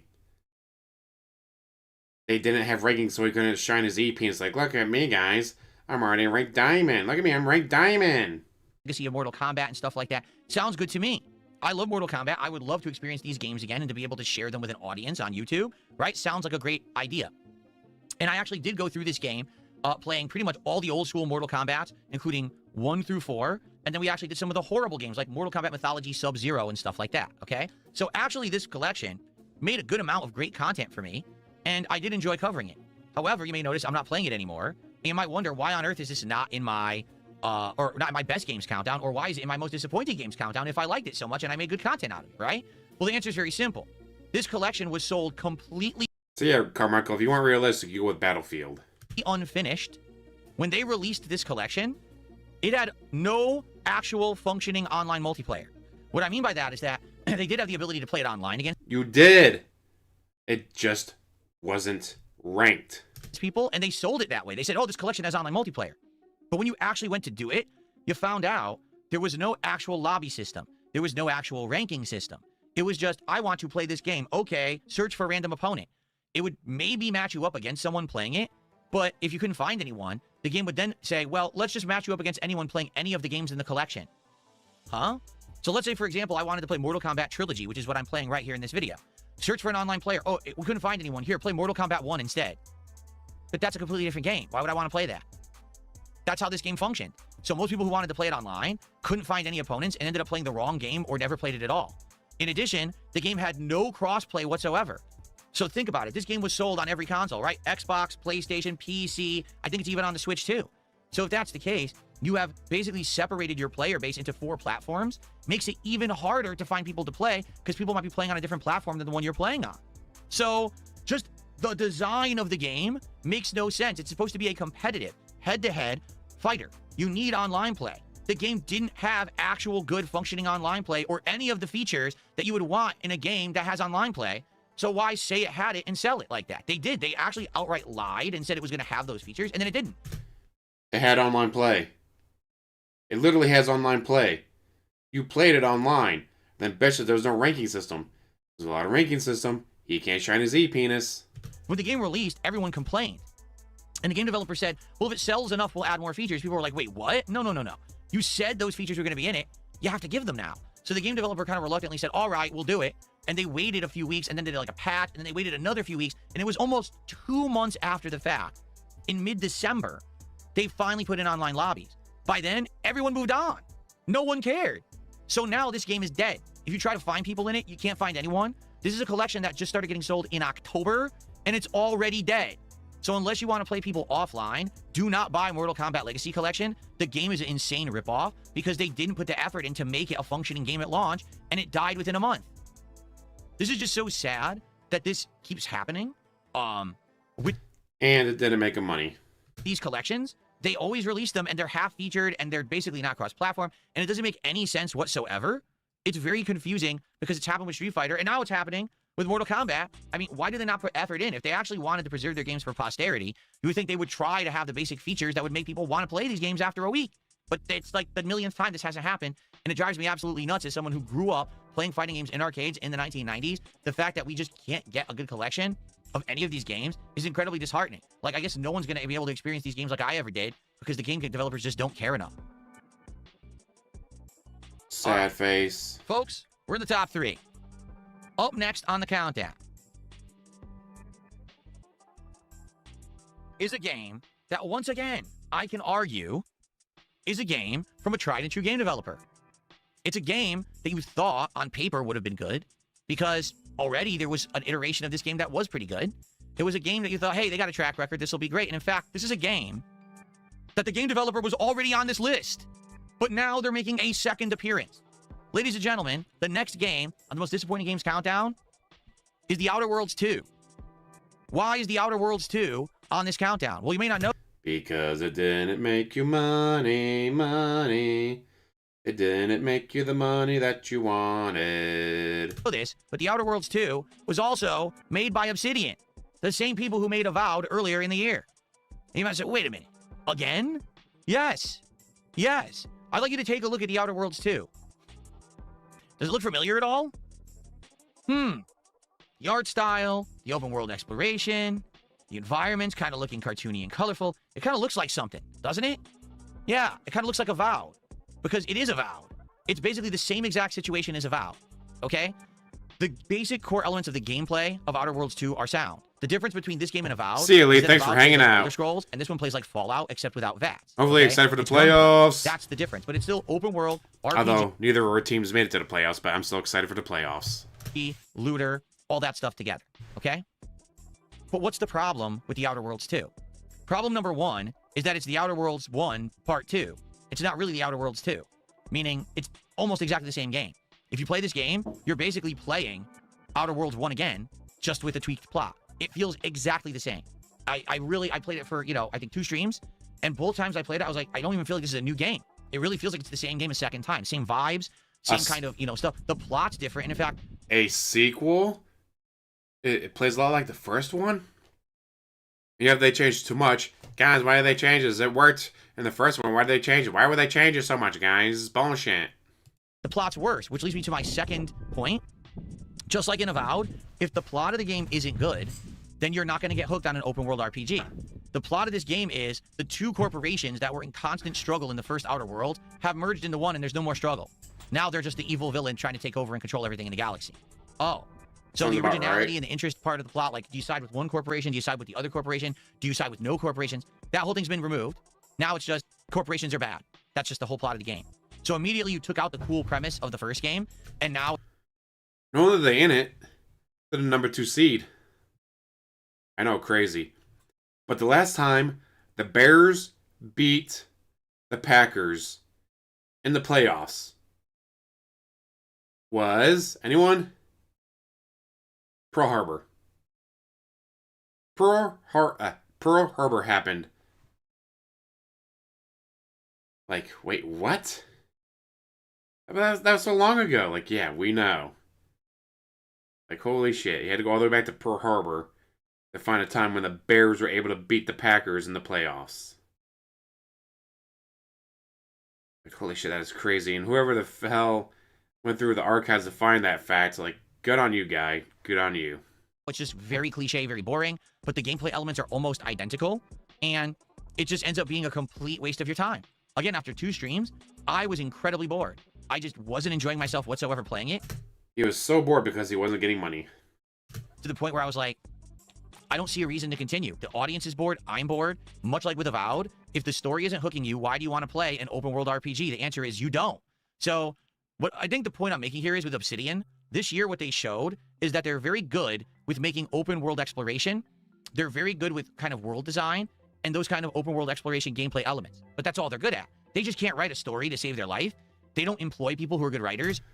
Well, show us the story that you wrote. Oh, you didn't write one. That's right. Who have any ideas that are interesting.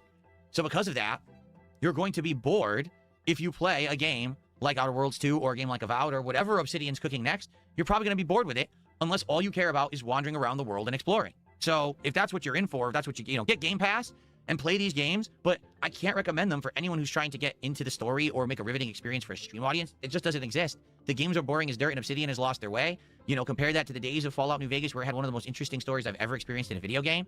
This ain't it anymore. Those people probably moved on from the company quite a long time ago, and the people left behind are the B team, the C team, the D team, and it ain't worth your time if you're a fan of good narrative. All right, that one was short and sweet. Up next on the countdown. Next to last. This one hurt me. All right? Seriously. This one hurt me bad. And the reason that this one hurt me bad is because this is a franchise that I was very much looking forward to playing again. Take a sit.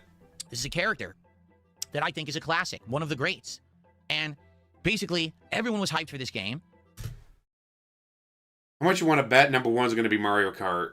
For a very similar reason to another game in this countdown that we already talked about. Ladies and gentlemen, up next on my most disappointing games countdown for 2025, my second most disappointing game of the year, in fact, is Metroid Prime 4 Beyond. You might say, yep. Why is this in... Calling it now, number one's gonna be Mario Kart.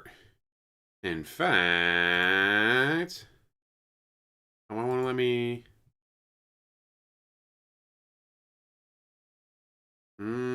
why is it not letting me do a...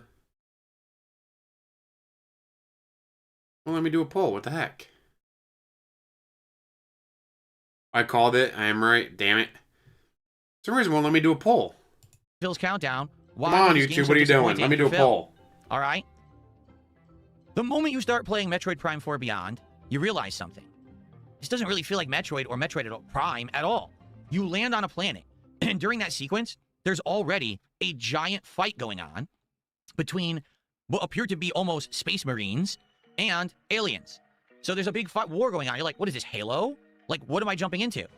Within an hour or two of playing, the characters are talking. You've got one of the characters that blabs all the time, seemingly for comic relief. And you're shut the fuck up, shut the fuck up, shut the fuck up. God, what a classic ran from him. Like, this doesn't feel at all like the spirit of what Metroid is supposed to be. Then you go to the first and second dungeons, and you realize these dungeons all look very samey. They don't have much life to them. They don't seem very interesting. Then you get into the combat, and the combat is very basic. Just lock on and dodge and shoot. Lock on and dodge and shoot. Then eventually there's a scan mechanic. Don't get me started on the scan mechanic. Literally, you have to scan everything in every environment on every screen in order to solve any puzzle, open any door, do anything. So 90% of the time, you just have the scanning visor on and you're just looking at items. Oh, something's happening? Close the scanning visor and just try to lock on and shoot wildly. Wash, rinse, and repeat. That's Metroid Prime 4 Beyond in a nutshell, at least the first 4 or 5 hours of it, because that's what I experienced, and I was insanely bored. It was just so weird, because when you start booting up... He was insanely bored with the fact he wasn't getting money. Metroid Prime 1, and you land on that world, right? Immediately you're greeted with something very Metroid-like. You're in an unknown place. You don't know what's going on. You're there isolated, so you get that feeling of loneliness, and you're there by yourself, and you have to survive, and all the odds are against you.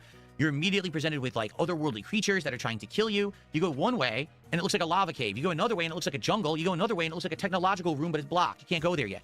Very Metroid-esque, right? None of that is present in Metroid Prime 4. It's as if the people who got this game were given all the assets to Metroid, but had never actually played Metroid to know what makes it interesting. So the game doesn't feel like Metroid, doesn't really play like Metroid. It's incredibly repetitive and boring. The first major boss fight has you fighting a guy in a suit. And you're like, oh, is this like an evil Samus or something? The guy literally puts out his arms and starts spinning like a top, comedically like you're playing Mega Man. And the only way to stop him is to go into ball... But you love Mega Man. ...mode and drop your little grenades. It's laughably bad. Like, what the hell? This is the boss? This is actually like a major fight in the game? Here it is. This is the first major boss fight of the game. What the fuck is this? This is Metroid now, apparently. I mean, I played Metroid Prime 1. Not once did I ever see something this stupid in my life. Okay? So after playing it for about 4 hours... What, your reflection? Oof. I literally said to my audience, guys, you having any fun? I'm not. And the thing is, I was waiting for this game. It was a Switch 2 exclusive, right? We wanted something fresh and new for the Switch 2, because after Mario Kart World and Donkey Kong Bonanza, there really was nothing else going on but Pokemon. And I said, hey, excuse me, let's check it out. Sounds great. I can't wait. We've been waiting how many years for Metroid Prime to come back? And the game comes out, and it's just laughably bad. Like, what happened here? And the weird part about this, too, is that I thought for sure this game would have got a lot of praise, would have got a lot of hype. No. When the game came out, people talked about it for about a day. I haven't seen anyone mention it again. I think everyone kind of knows the game is bad. Well, maybe the people you follow on Twitter don't talk about it. And again, who do you follow? No one. Bad, but doesn't really want to talk about it because we're all so sad that this is what has become of Metroid, that we don't want to believe that this might be the future for the series, right? Like, we want to think that maybe there's something better coming, and this was just a bad situation or something. But man, let me tell you, this has just been an incredible disappointment of a year for Nintendo with the Switch 2. Almost all of the games that are Switch 2 exclusives have been humongous letdowns compared to what we're used to for first... To you. They've been letdowns to you. Because they weren't making you money. Party publishing. And I just don't know what happened over there. Like, this is the first time I think I've experienced actual legit, underwhelming, bad first-party games from Nintendo. I mean, you can argue that maybe not everyone's in love with each one of them, but like Switch 1, even Switch 1 had Super Mario Odyssey, it had Breath of the Wild. What are we playing right now on Switch 2 that's like a system seller, honestly? And the thing is, there's so few first-party titles on Switch 2 that, like, you figure people are buying them just because they want a game on Switch 2. Did you realize that these games are cross-platform? Right? You probably didn't know that most of the games are cross-platform anyway, so it doesn't even matter. Like, yeah, Mario Kart World isn't or whatever, but like a lot of these, this one is. This is on Switch 1, right? So you don't even need a Switch 2 to play it, and it's bad. Anyway, pretty bad. Very disappointing. What an underwhelming year, but we're not even to the worst. We're about to get to the worst right now, folks. We really are. But before I show you that, I have a couple quick shout-outs to do. I want to say thank you to Trials95, did a $2 super chat and said, new format is great. That your takes on Donkey Kong and Assassin's Creed are all factual. Thank you. I appreciate that. Trials. And I just got a gifted membership from a name that I'm not going to say out loud, but I'll abbreviate his name on the leaderboard. Thank you so much for that. I appreciate the gifted membership. How's it going? Okay. Ladies and gentlemen, it's been a fun 90 minutes, but it's time to wrap this up. I knew this was going to take a long time because I had so many games in the countdown. Are you ready? Ladies and gentlemen, for me, the most disappointing game of 2025. To no surprise to anyone, I don't think anyone was going to be like, oh, I can't believe that this is his most disappointing game. The game that's most disappointing for me was Mario Kart World. And you might say, all right, why? Phil, spill the beans. What's so bad about Mario Kart World? Is it the visuals? It didn't make him money. No, the visuals are great. I think it's actually the best looking game I played on Switch 2 all year, honestly. Is it the controls? No. I think the controls are great. Very responsive game. I actually played it just on the Joy-Cons. And I think that the game actually played very well. And I actually had a good time. Of course, now I'm having problems with the controls. He also played it on a steering wheel, if I remember correctly. But it didn't make him money. And he couldn't spam items in the races and win all the time, so fucking hated it. And he hated the open world aspect. There was just too much for him to do when he kept getting distracted. ADD, it's a hell of a drug.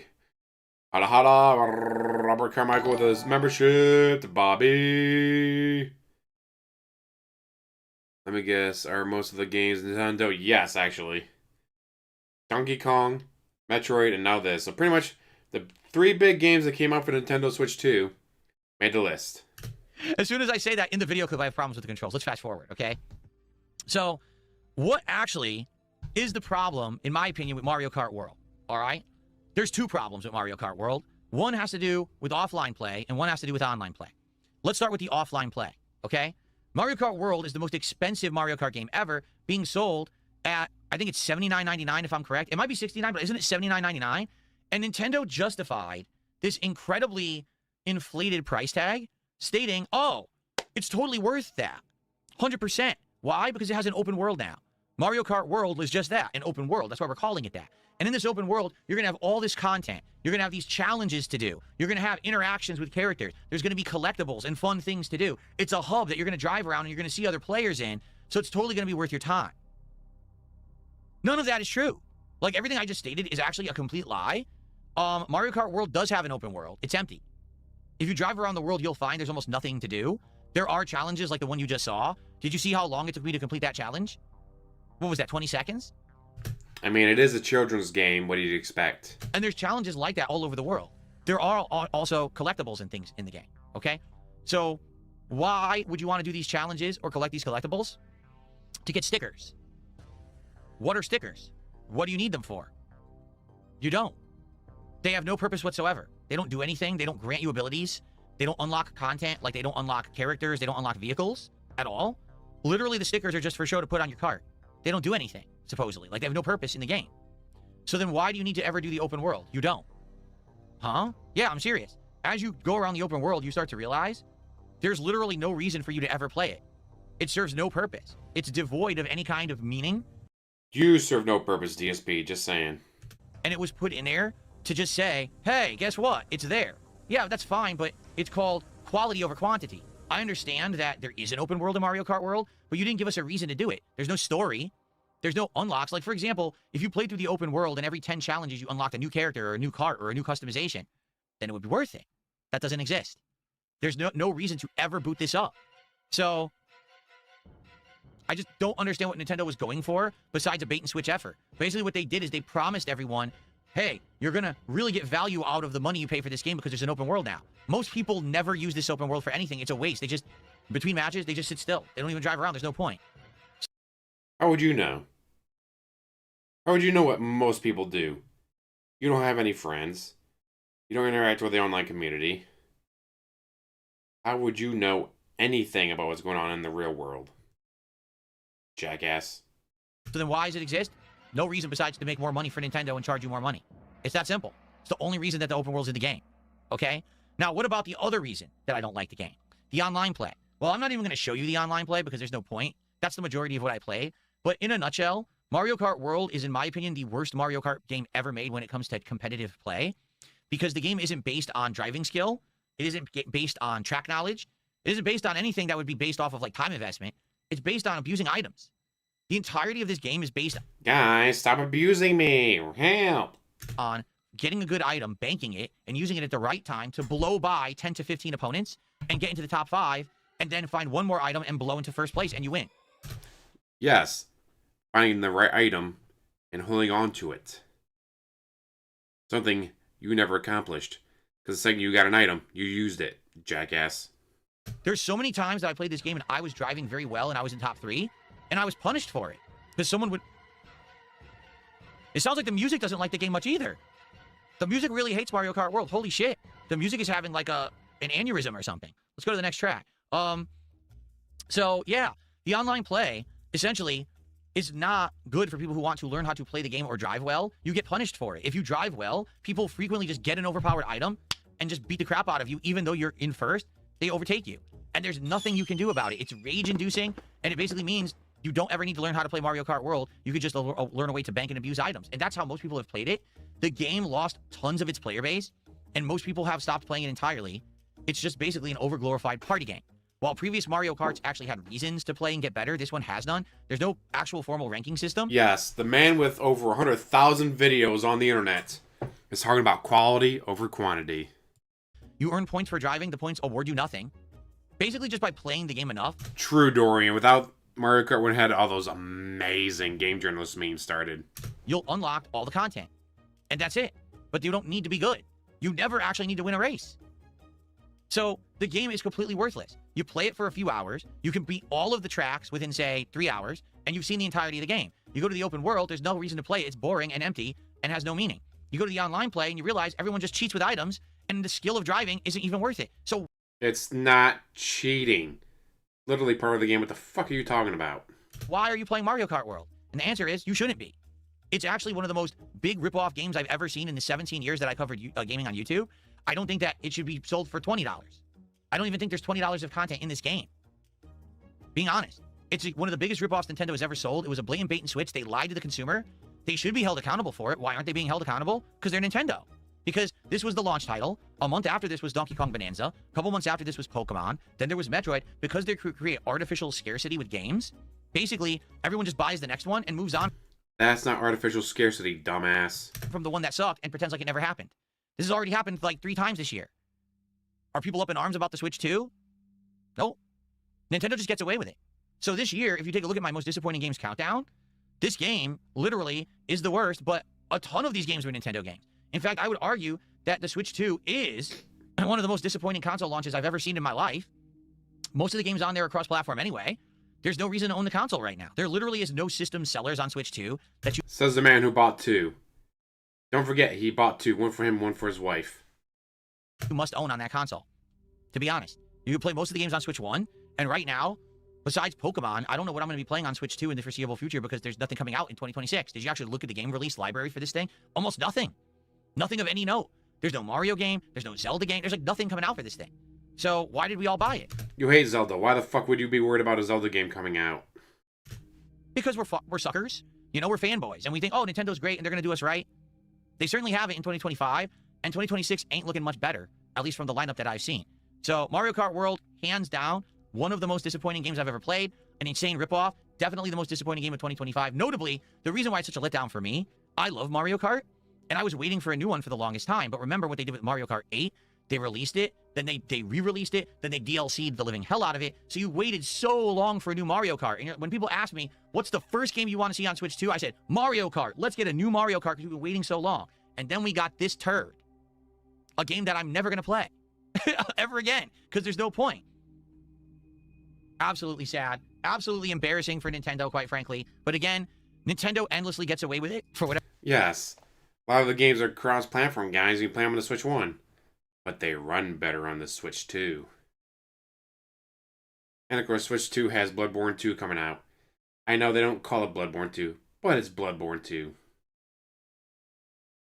Nintendo apparently got tired of waiting for Sony to make Bloodborne 2, so said, fuck it, we'll make our own. Which is awesome. And it's really the only reason why I would get it. Surname, or surname, however you want to pronounce that, I'll have it a sub. Now, my Switch, the HDMI port dock system still works, but the actual mobile version doesn't. The screen is all wonky. And it's like, well, you can spend this much money to send it in to get it fixed, like, or maybe wait for Black Friday, see if I can get a deal on Switch 2. Or, I don't know. I'll say I don't play the lottery. Let's say, oh no, COVID went through at work and I got 20 hours of overtime. Oh fuck, I'll do the 6 months same as cash, 0% interest on Amazon used that 16 hours of overtime, whatever, to get me a Switch 2. And I've already looked into it. Apparently it's very easy to transfer your shit over. Like, they make it very, very easy to transfer your stuff over from the Switch 1 to Switch 2. Uh-oh. Come on. Whatever reason. There we go. I don't understand why. I just don't get why Nintendo gets infinite chances to mess up and never gets called out for it and never... Because they didn't mess up. ...never pays for it. People will just run and clamor to buy the next Switch 2 game. If Switch 2 comes out with a new version of the console, people will run and buy it. Like you did? You've bought every single Switch 2 exclusive, jackass. In droves. I just don't understand. I don't get it, but hey, I'm going to be honest with you guys about the games that I play. That game was not good. Ladies and gentlemen, that concludes my most disappointing games countdown for 2025. I hope that you enjoyed it. I would love feedback. Seems like people in the chat were 50-50. Some people like the new format. Some people were like, this format ain't for me. If you watch this on demand, what did you think? Do you agree with my takes? Do you disagree? Let me know in the comments. Please engage with the content. If you like the video, please give it a like. Let me know what you think. Not yet, because most I got hated. some more series coming up in a week or two here, and I'd like to get feedback, okay? So everyone, thank you so much for watching the most disappointing games countdown of 2025. More like this coming. See you soon for more awesome gameplay here on DSP Gaming in 2026. Peace out, everybody. Okay. Shit, he's only at $63, guys. That's not good. Man, let me tell you guys something. I had a tickle in my throat that whole countdown. I'm serious. And I had to keep muting the mic and clearing my throat and then continue. That's what it took me so long. All right, so here's the deal. That's the countdown. We're done, okay? I hope that you guys enjoyed that. And what I'm going to do now is go on my break for the stream And then when we come back, it's going to be 2 hours of Pokemon Legends ZA here on the stream. So thanks for watching. If you enjoyed that countdown, please support the stream. There was a few people who did support it, but as you can see, pretty much almost no one supported the stream during that. Now we're getting into $63. For what? Talking about the games that didn't make you money. You just made $63 talking about the games that didn't make you money. I don't know about you, but that's a pretty good fucking stream to me. I got $63 in a single fucking stream. I'd be ecstatic. Nope, not DSP. He's just very disappointed in his fans for not giving him even more money. Pokemon, so it's the usual. If you do a $20 contribution, you can name a Pokemon, or you can bring a Pokemon into my party for the 2 hours we're about to play. So I hope that you guys will stick around and hang out for the Pokemon Legends ZA stream. If not, the late stream tonight is Call of Duty Black Ops 7. Tomorrow, we're doing Code Violet, and we're actually doing a late stream with Street Fighter 6. So we got good stuff on the horizon. All right? All right. I'm going to go on break. What I'm going to do is I'm going to play you guys some highlight clips while I'm on said break. And then when I come back, we'll get the camera to the right shape, and we'll do everything, and we'll play Pokemon for a couple of hours. All right? Hopefully, when I come back, we'll get some support, and I'll do shout-outs and the like. Fucking begging. DSP, you may not consider it begging, but that's fucking begging. We'll go from there. But in the meantime, enjoy some highlights, everybody. Here you go. Or no. Highlights, and I'll be back in a little bit. Let's see, 1352.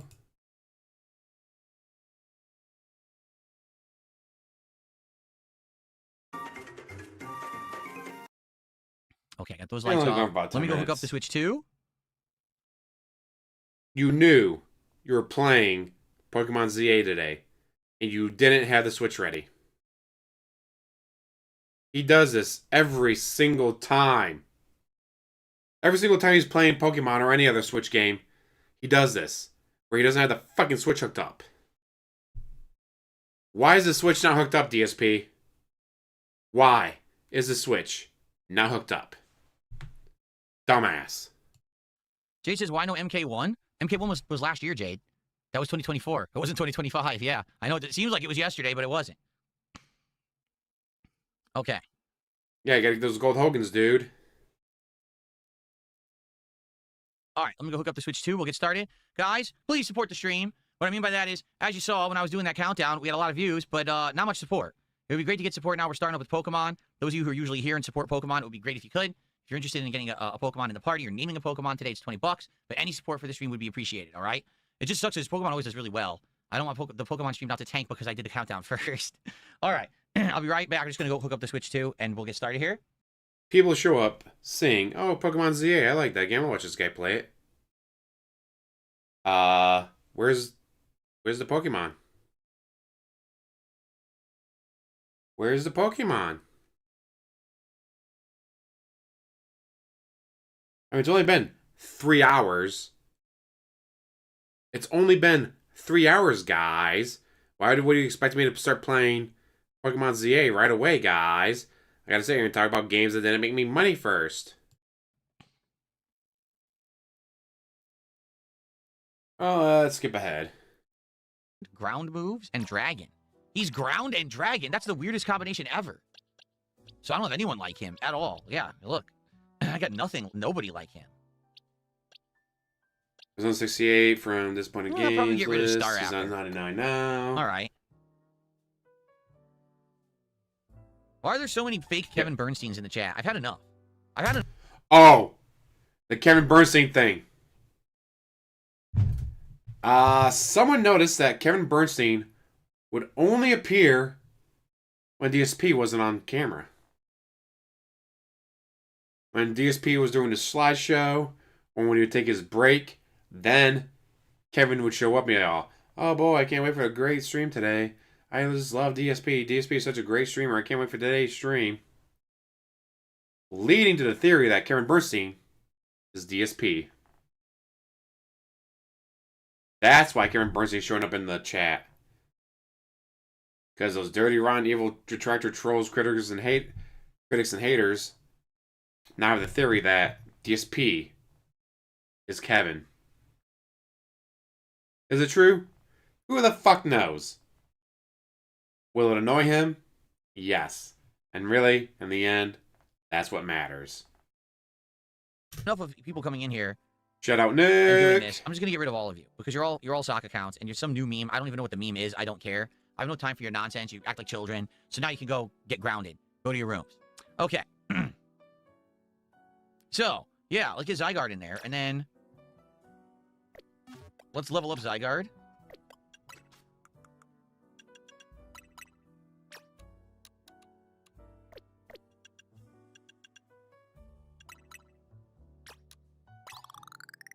Got to 91 with the medium candies.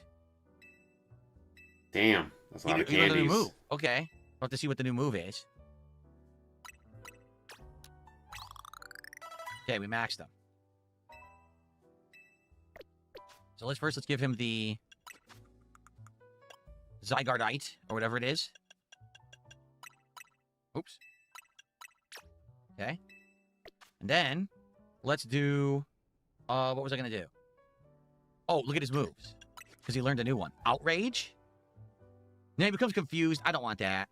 Oh, this is the one where he carves the battlefield with the letter Z. Oh, that's cool. Earthquake. Even flying-type Pokemon get hit by 1,000 arrows. That's cool. Yeah, let's do this. Let's do Earthquake instead of Land's Wrath. Oh, this is boring, DSP. How do I evolve him to the second form? Where's that cube? It's a cube, right? You have to use a cube or something? How do you use it? I don't know how you're supposed to use the cube to evolve him to the second form. Anyone know how to actually use it? Chat. Fairy and Bug? I have none of those. Chat, play the game Zero. for him. Come on, chat, play the fucking Great. game for him. Chat, why aren't you playing the game for him? I passed it. Where was it? I don't see it. There it is. Can I use it now? Zygarde cube. Use. So how do you use it? It says you can use it to change Zygarde's form. How the hell do you use it? Can you do you not use it? In I combat, say maybe? Kevin Grunt Bernstein. Let's go, Kevin.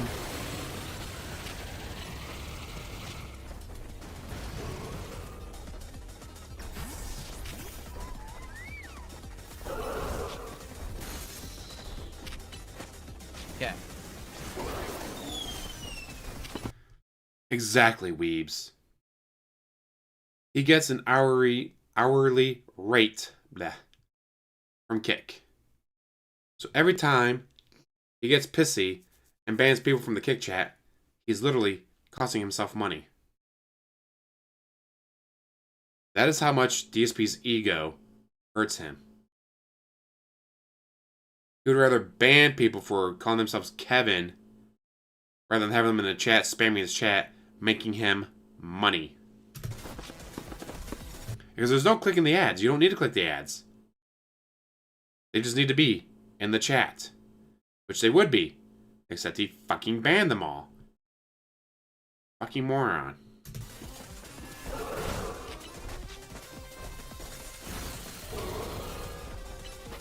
Now, there's no way we're going to beat him in time. He has too much health and we don't have his weakness.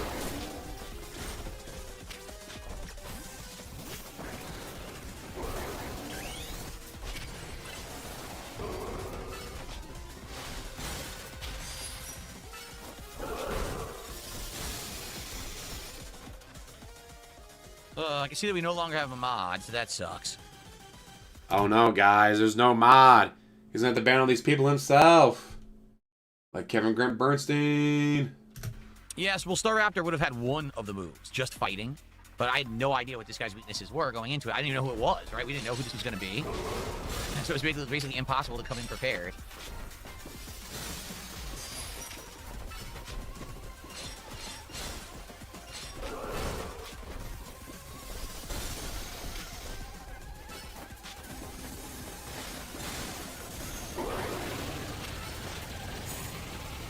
If he's flying, how's he getting hit? That's baloney.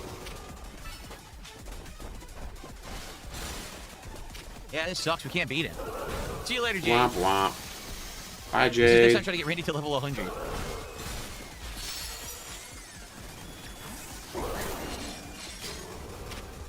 He's only... Yes, there's a reason why the locales all tend to have the exact same features. even work. Yeah, we're kind of screwed. Yep, we're screwed.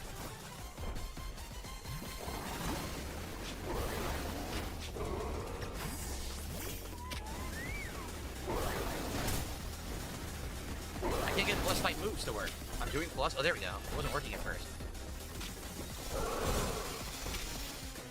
So without fighting, Fairy, what was the other one? There's no way we can beat this guy.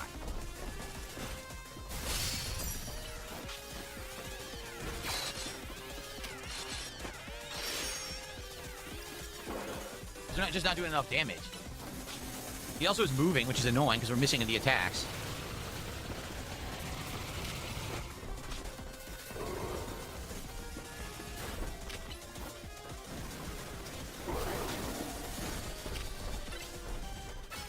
Come on, fuck him up.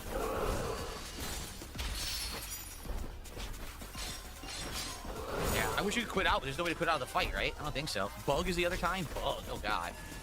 What weird weaknesses. Fighting Fairy and Bug, that's bizarre.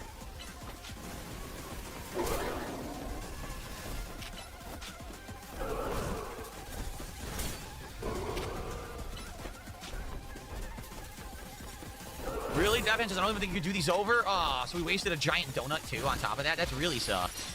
Oof.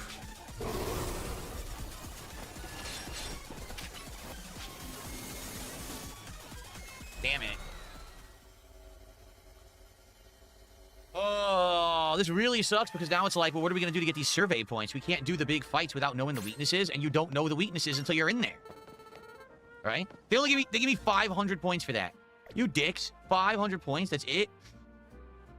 No, they didn't even give me 500. I got 0. It said 500. I didn't even get them. It's completely cheated. You got nothing and you'll like it. That's Battle Zone. Where are the big fights? Is there a 4-star big fights I can do or 3-star big fights? These are Battle Zones. I want the big one. Like, this is a big fight, I think? No, that's side mission.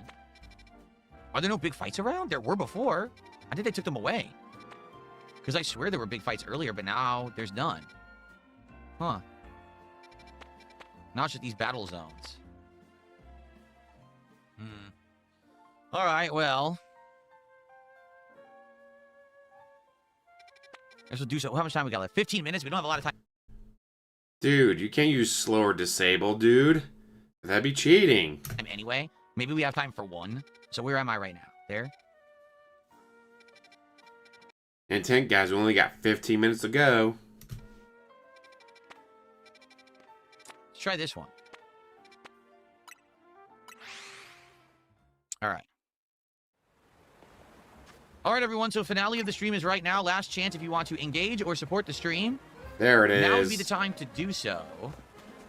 Because this will probably be the last attempt that I have at anything today. We'll probably do one more stream of this to try to wrap up the story and catch these final 3 Mega Pokemon. It'll be a good send-off for the game, which we've been playing now for 3 freaking months. So hopefully you'll come back and you'll hang out with me for the finale of Pokemon Legends ZA probably next time around when we play it, which will be next week. All right.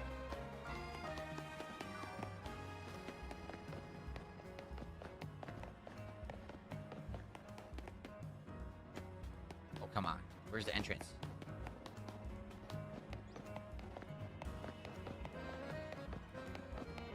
Here it is. Okay. Let's try it.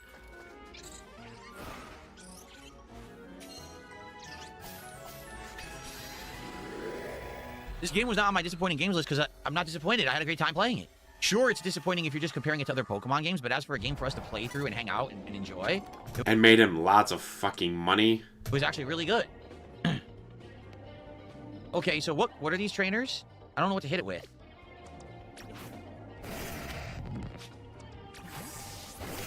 Okay, here we go.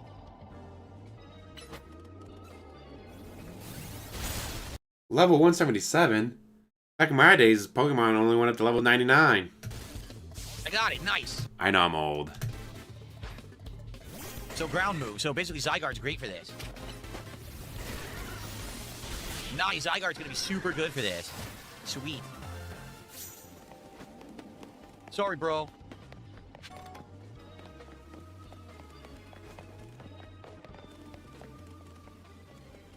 Turn around. Turn around. Turn around. Thank you.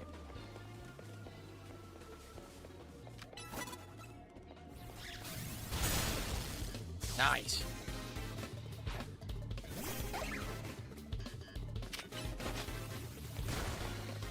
Why did I get interrupted? Oh, I guess it just had no effect. Oh, okay. Theodore says I'm playing Final Fantasy Pixel Remaster on Game Pass, and I'm appreciating it. Oh, it's on Game Pass? It is? That means DSP will play it tonight. He might drop Call of Duty for it right now. Oh, that's awesome, because I do want to play it eventually. And I thought if I wanted to play it on PC, I would have to rebuy it. I had no idea they added it to Game Pass. That's excellent. That's really good news. I'm glad that you're enjoying it, Theodore. But if you don't give him $1,000 per stream, he's gonna drop it. Even though he paid absolutely fucking nothing for it.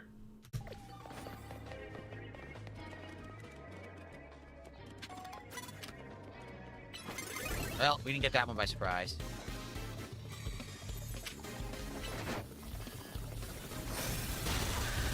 Wow, Zygarde's crazy good, huh? Zygarde kicking ass.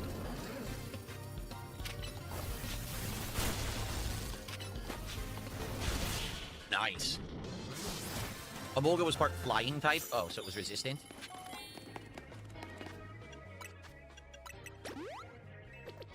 I will miss Pokemon because we've had 3 months of chill fun with this game. 3 months of money. And, you know, you go into that formula of what the game is and you kind of get used to it. And you feel at home playing it. It's kind of one of those games. But I totally understand, you know, the game's had its time. It's time to move on. Time to move on to the next, whatever it may be. We're trying some new game. We got a new game tomorrow. We got a new game on Tuesday. We have other things we're trying. No, this is not the last Pokemon stream. I literally just said... Yes, he was bitching about the price increase. What doesn't he bitch about, though? Let's see, you got Code Violet. Hey, you got Code Violet. It's the only new game I'm seeing. Oh, that schedule only goes up to Monday, not Tuesday. That's why. Moments ago, the next stream will be the finale stream. Just said that. Like, you gotta be dense or deaf. I literally just said it moments ago. How can you not hear me?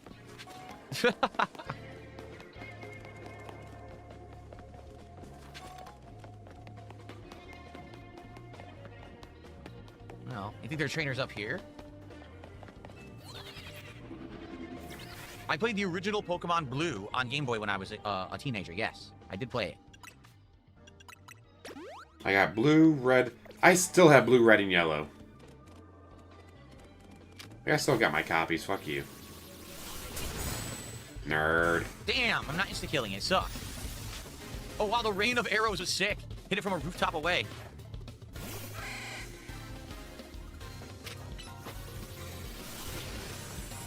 Yeah, Zygarde's pretty ridiculous. Holy crap, man. Oh, he just ran off the rooftop. What the hell is he doing?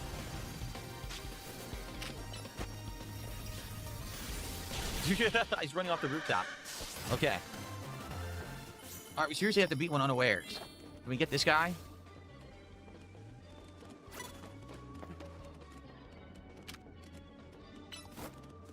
Again, he runs off the rooftop. What an idiot.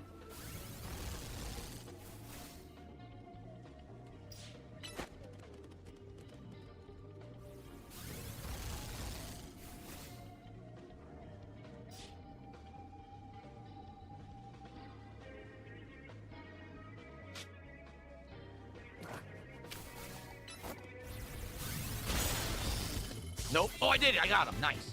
Got him.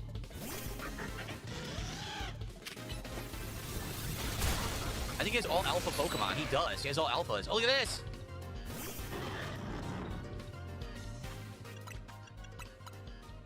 Damn, he got so much HP. All right, he really is busted, huh? Just for the heck of it, let's make it evolve him too. Fuck him up. Fuck him up. He has a giant gun. He has a ginormous gun on his head. That's ridiculous.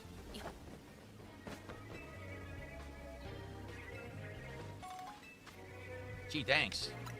All right, so we need to find the golden ball, because that's all that's left. We did it. Where's the golden ball?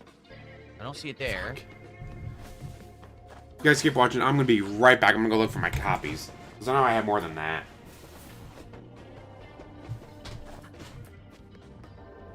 Where the hell is it? All right, this is going to piss me off, because I don't see it. And I need to get it to get the berries, or else I can't continue to play. I need berries. Where's the golden ball?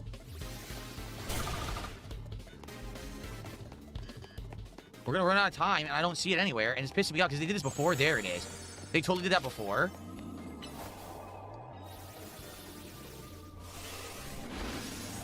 What the fuck? Why didn't it work? Yo, this is retarded. It went right through it and didn't work, and now I'm gonna run out of time. Because the game is being dumb as shit.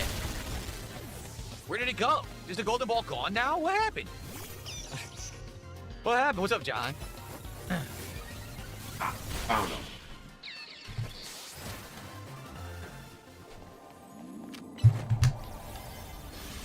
Okay, there. Dude, it was so busted. The thing went right through it and it didn't count. Alright, we got some berries, thankfully. The thing is, we have nothing else to do now. We did everything here so we can leave. Alright. I got Pokemon So Red, Zygarde is Blue, definitely the ultimate Yellow. Pokemon. I got Pokemon Gold. Then I got Pokemon Sapphire for the Game Boy Advance. Then for the 3DS, I got Pokemon X. Yeah, I got quite a few Only Final Pokemon. Fantasy 1 Quite is a bit on Game Pass for Boy. PC. Oh, and that's the one I don't want to play. Actually, I I don't have. want to play 1 again. I wanted to play like 4 or 6. That sucks. I'm probably going to end up having to buy it then. Because I currently have 2 Game Boy Colors, 1 Game Boy Advance, and 1 Game Boy 3DS. definitely want to play it on PC. No silver. Alright.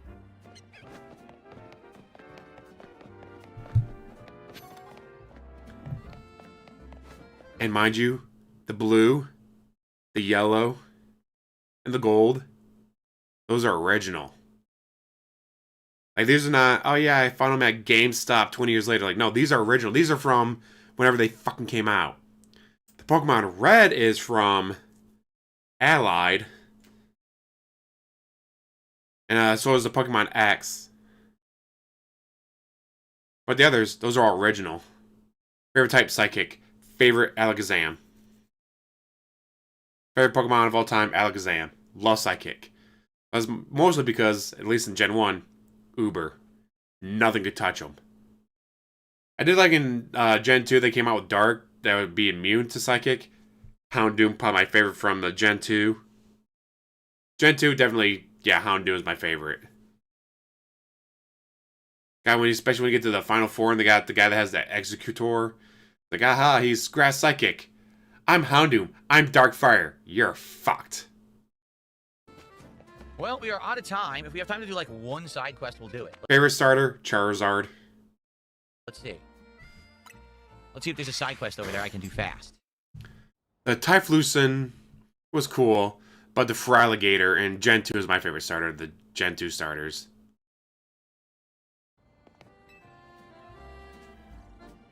Cafe Triste.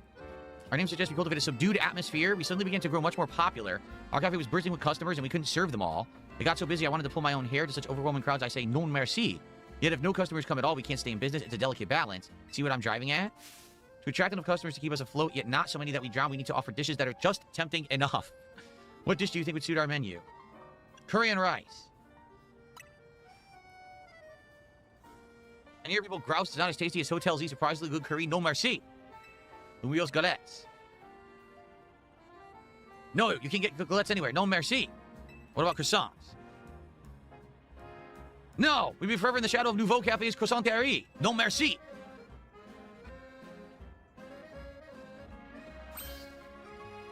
Perhaps sushi is the answer. It's pleasantly light, not too filling, but it would clash horribly with coffee. Perfect for attracting only a modest crowd of chew enthusiasts. Quite the ingenious solution if I do say so myself. But I've never even attempted making sushi. A research trip to Sushi High Roller would break my meal budget. Non merci. This time you see what I'm driving at, don't you? I suppose you don't. I'm asking you to show me Tatsugiri. Oh, I already have Tatsugiri. I have a great Tatsugiri, actually. All right.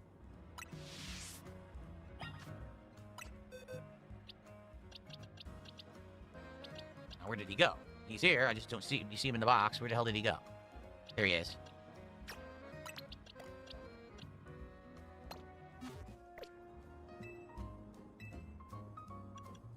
Oh, I don't know. That's not the form. Oh, I don't know what form it is. It's curly form, apparently. That's cute. This is a curly form Tatsugiri. Seems like it'd be hard to make food curl up like that, but it's helpful to see an example. This is helpful. I look forward to seeing all the Tatsugiri forms. Wait, what? Fuck. Kind of want to, let's see how many AAA would I need. Only need 2. That's AA, isn't it? Yeah. 2 AA for the Game Boy Colors. Because I do have the trading cables. So I could... Back in the day when I worked third shift... No, when I worked second shift... There was a 24-hour gym. I would get out, stop at the gym, do whatever machines, then go on the exercise bike. Then on the exercise bike, bust out the Game Boy. Sit there and play Game Boy for an hour while pedaling. It was fucking awesome. What I did was, start off 2 games. Then, alright, get to far enough, trade this back, trade this. So I'd have Bulbasaur, Charmander, Squirtle, Pikachu. I'd have all 4 starters on the blue, red, yellow versions. I'd have all 4 starters. Fucking awesome. Like, alright, time to roll. I have to show her all 3? Oh, I have to catch all 3. I don't even know where you catch them, actually. So I can't even finish this mission. That sucks. Yeah, those foil cards are cool looking, though. That's going to be it for today's Pokemon stream. Okay. Dude, how much overtime do we get? How much overtime do we get? To get the 70,000 points, and that's going to unlock... That's going to unlock a good final missions, right? It should be fun as heck. I hope that you guys will come for the finale, because next time, absolutely, this will be the finale of Pokemon Legends ZA, both the core game, which we just beat the core game by getting Zygarde, but also DLC. So this is it. One final stream of Pokemon to end this crazy run that we have had over the last 3 months next week. All right? For those who are here today, thank you. I know not everyone was here today, because I had a split stream. Next time, hopefully, we'll have the whole crowd, and we'll give it a final good send-off, a proper send-off. Okay, everybody? All right. Thank you so much. Hope you guys enjoyed. And I will see you next time for the finale of Pokemon Legends ZA. Okay. Alrighty, everybody. So here's the deal. All right. Number 1, I apologize. Obviously, today's stream didn't go as planned. The whole idea was that I thought if I did the year-end series the way that I did it today, that it actually would have garnered some interest. Maybe I could have kept some of those people for Pokemon. Like, literally the opposite happened. A bunch of people showed up, but then they left because we stopped talking about the year-end series. And then I started playing Pokemon, and half the people weren't here. So it ended up not being as good of a stream that I usually would do. And that's on me. Like, I tested it. I wanted to see what would happen if we did it a little differently. And I don't think it worked, and that's on me. So what I'm going to do is next time when we do year-end series, it's going to be a whole stream. It'll be the Game of the Year Awards, and it'll be the best DSP Trizits of 2025. Okay? So I will work on that, and probably, to be honest, since it's 2 now, I'm probably not going to do it next week. I may end up doing it, like, end of the month. But I want to do it as a stream. I don't know if it'll be a night stream or a day stream. I got to figure that out, okay? But regardless, I do hope that you guys enjoyed the stream. It sucks because, as you can see, I'm not even kidding you. We haven't had a slow Pokemon stream, like, ever besides once. And that was, like, maybe a month and a half ago. The Pokemon streams have done outstanding. And today's just didn't. And I'll take the blame for that, okay? I will. You know, I feel like because I did it the way I did it, I screwed it all up. So, oh, look, Batman says, I didn't even know we were doing Pokemon after the countdown. The initial thumbnail made it look like the whole stream was the countdown. Say, I explained it on all the streams and everything and in the videos, but that doesn't mean everyone watches it. So I guess that's my fault. So I'll do it differently next time. But it does suck that we had a slow Pokemon stream near the end, too. Like, people just missed out on the end game stuff. They missed out on me catching Zygarde and everything. All right, so here's what we'll do. Let's go on break. When I come back tonight, it is Black Ops 7. That should be a fun stream. Hopefully, we'll get people to show up for that. Tomorrow is the premiere of Code Violet. Tomorrow night is a Street Fighter 6 returning. And we'll do a big finale send-off stream for Pokemon next week at some point. Okay? All right, and thank you guys. It was still a great stream. Listen, I loved doing the countdown. I thought it was fun. My fault for setting it up like that. I learned my lesson. All right? I will see you all tonight. Should have kept that as a night stream. It should have been the Friday night stream. That way people could stay up late and watch it. Hopefully, for Call of Duty, if you can make it. Every single Nintendo game he played. Plus a couple others. For the most part, it was Nintendo. Silent Hill F, which is a Japanese game, so makes sense to make it on the list. And... or the Cast and Chill game. Because it didn't make him money. I hope you can make it. And if not, then tomorrow, another awesome day of good fun to end my week. Okay? Guys, thank you. Hopefully, I will see you tonight, if you can make it. And thank you so much for those who were here and hung out and engaged and supported. Okay? I'm trying to get some music for the end. There we go. Not more of that god-awful music. No.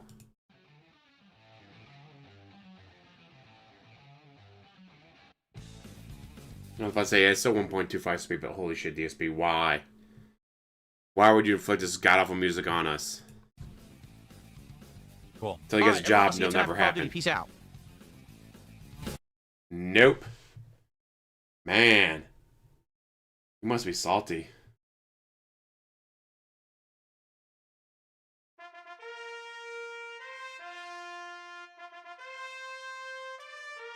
Scrawny, yes. Very right, Pyro.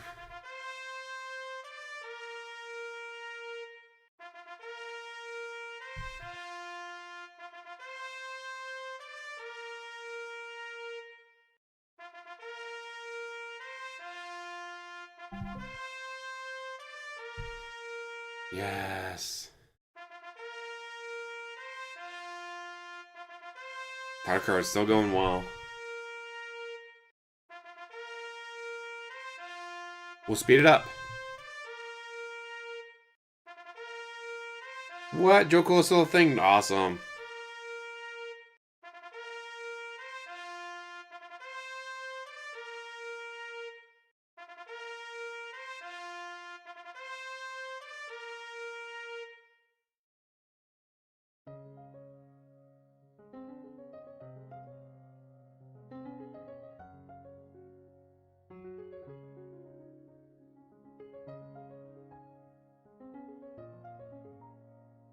Even Phil's actual chat has the horns playing. Oh, that's hilarious.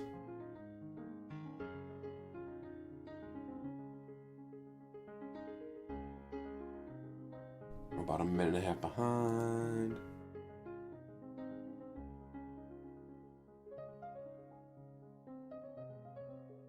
Sugar-free energy drink, boo.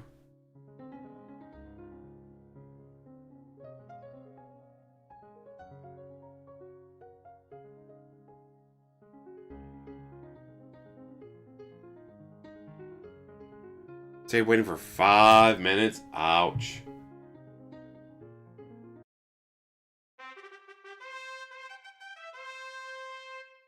Kojima, Sikorsky, Helicopter Company.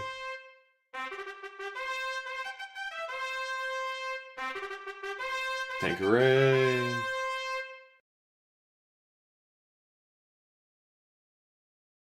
Man, that is hilarious.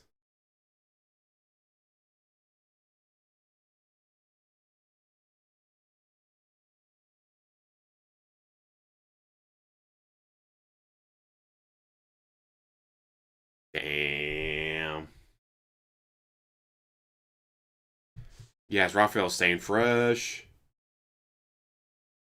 Oh, with that, guys, we got to see that the games they hated the most either didn't make money or Nintendo / Japanese like Silent Hill F. Guys, how was I supposed to know what a cherry blossom looks like? Review Brawl, shout out. Oh, that's a... Oh, 3 hours ago. Fuck yeah. I have to watch it after the stream's over. What the fuck? ASMR, VTuber disembowels you after chopping off your legs for missing a stream. What the fuck?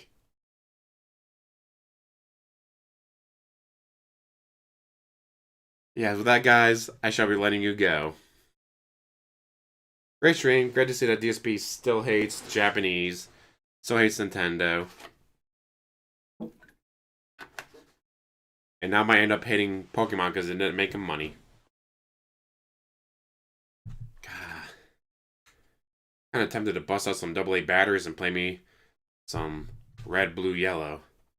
I'd boot up red and blue. Pick Bulbasaur in blue. Charmander on red. Trade a Charmander to blue. Start up red again. Pick a Squirtle. Trade it over. And boot up yellow. Trade over Pikachu. Be like, alright, got all 4. Let's go. Time to bust out some Pokemon.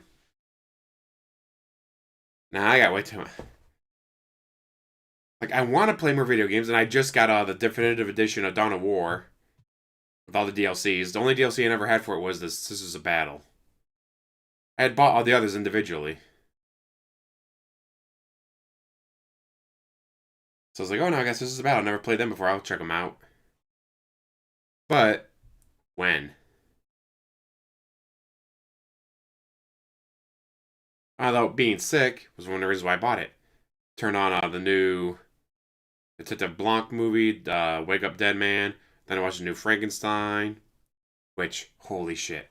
They finally had enough time, enough of a budget to do the book justice. So the book is so fucking good if you've never read it. And so to finally see a Frankenstein movie do the book right, oh, man, it was fantastic. It was so fucking good. Yeah, he'll always buy a new Call of Duty, the new Pokemon, the new FromSoft game. Doesn't matter, he'll buy it. If he likes it, if he hates it, doesn't matter, he'll buy it. The Bethesda game, he'll always get those.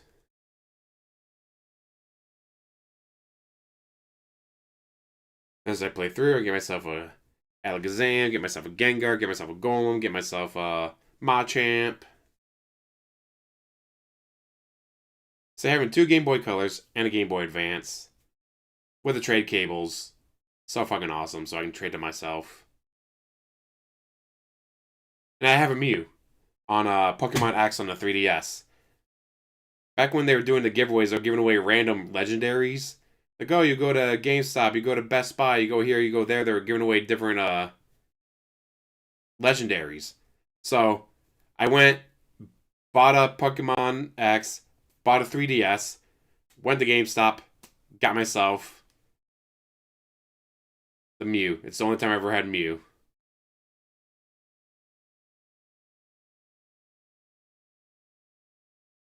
Say Silksong Blue just came out in theaters. Ouch, I'm not giving it any time. Housemaid was pretty good, and Housemaid just broke $120 million, I think. $35 million budget, so making $120 million, it made money. Alright, enough rambling from me. Thank you guys so much for watching. As always, like, subscribe, comment down below and all, and have one hell of a day.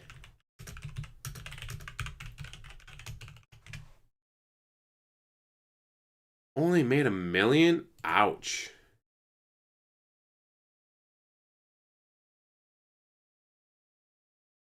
5, 4, 3, 2.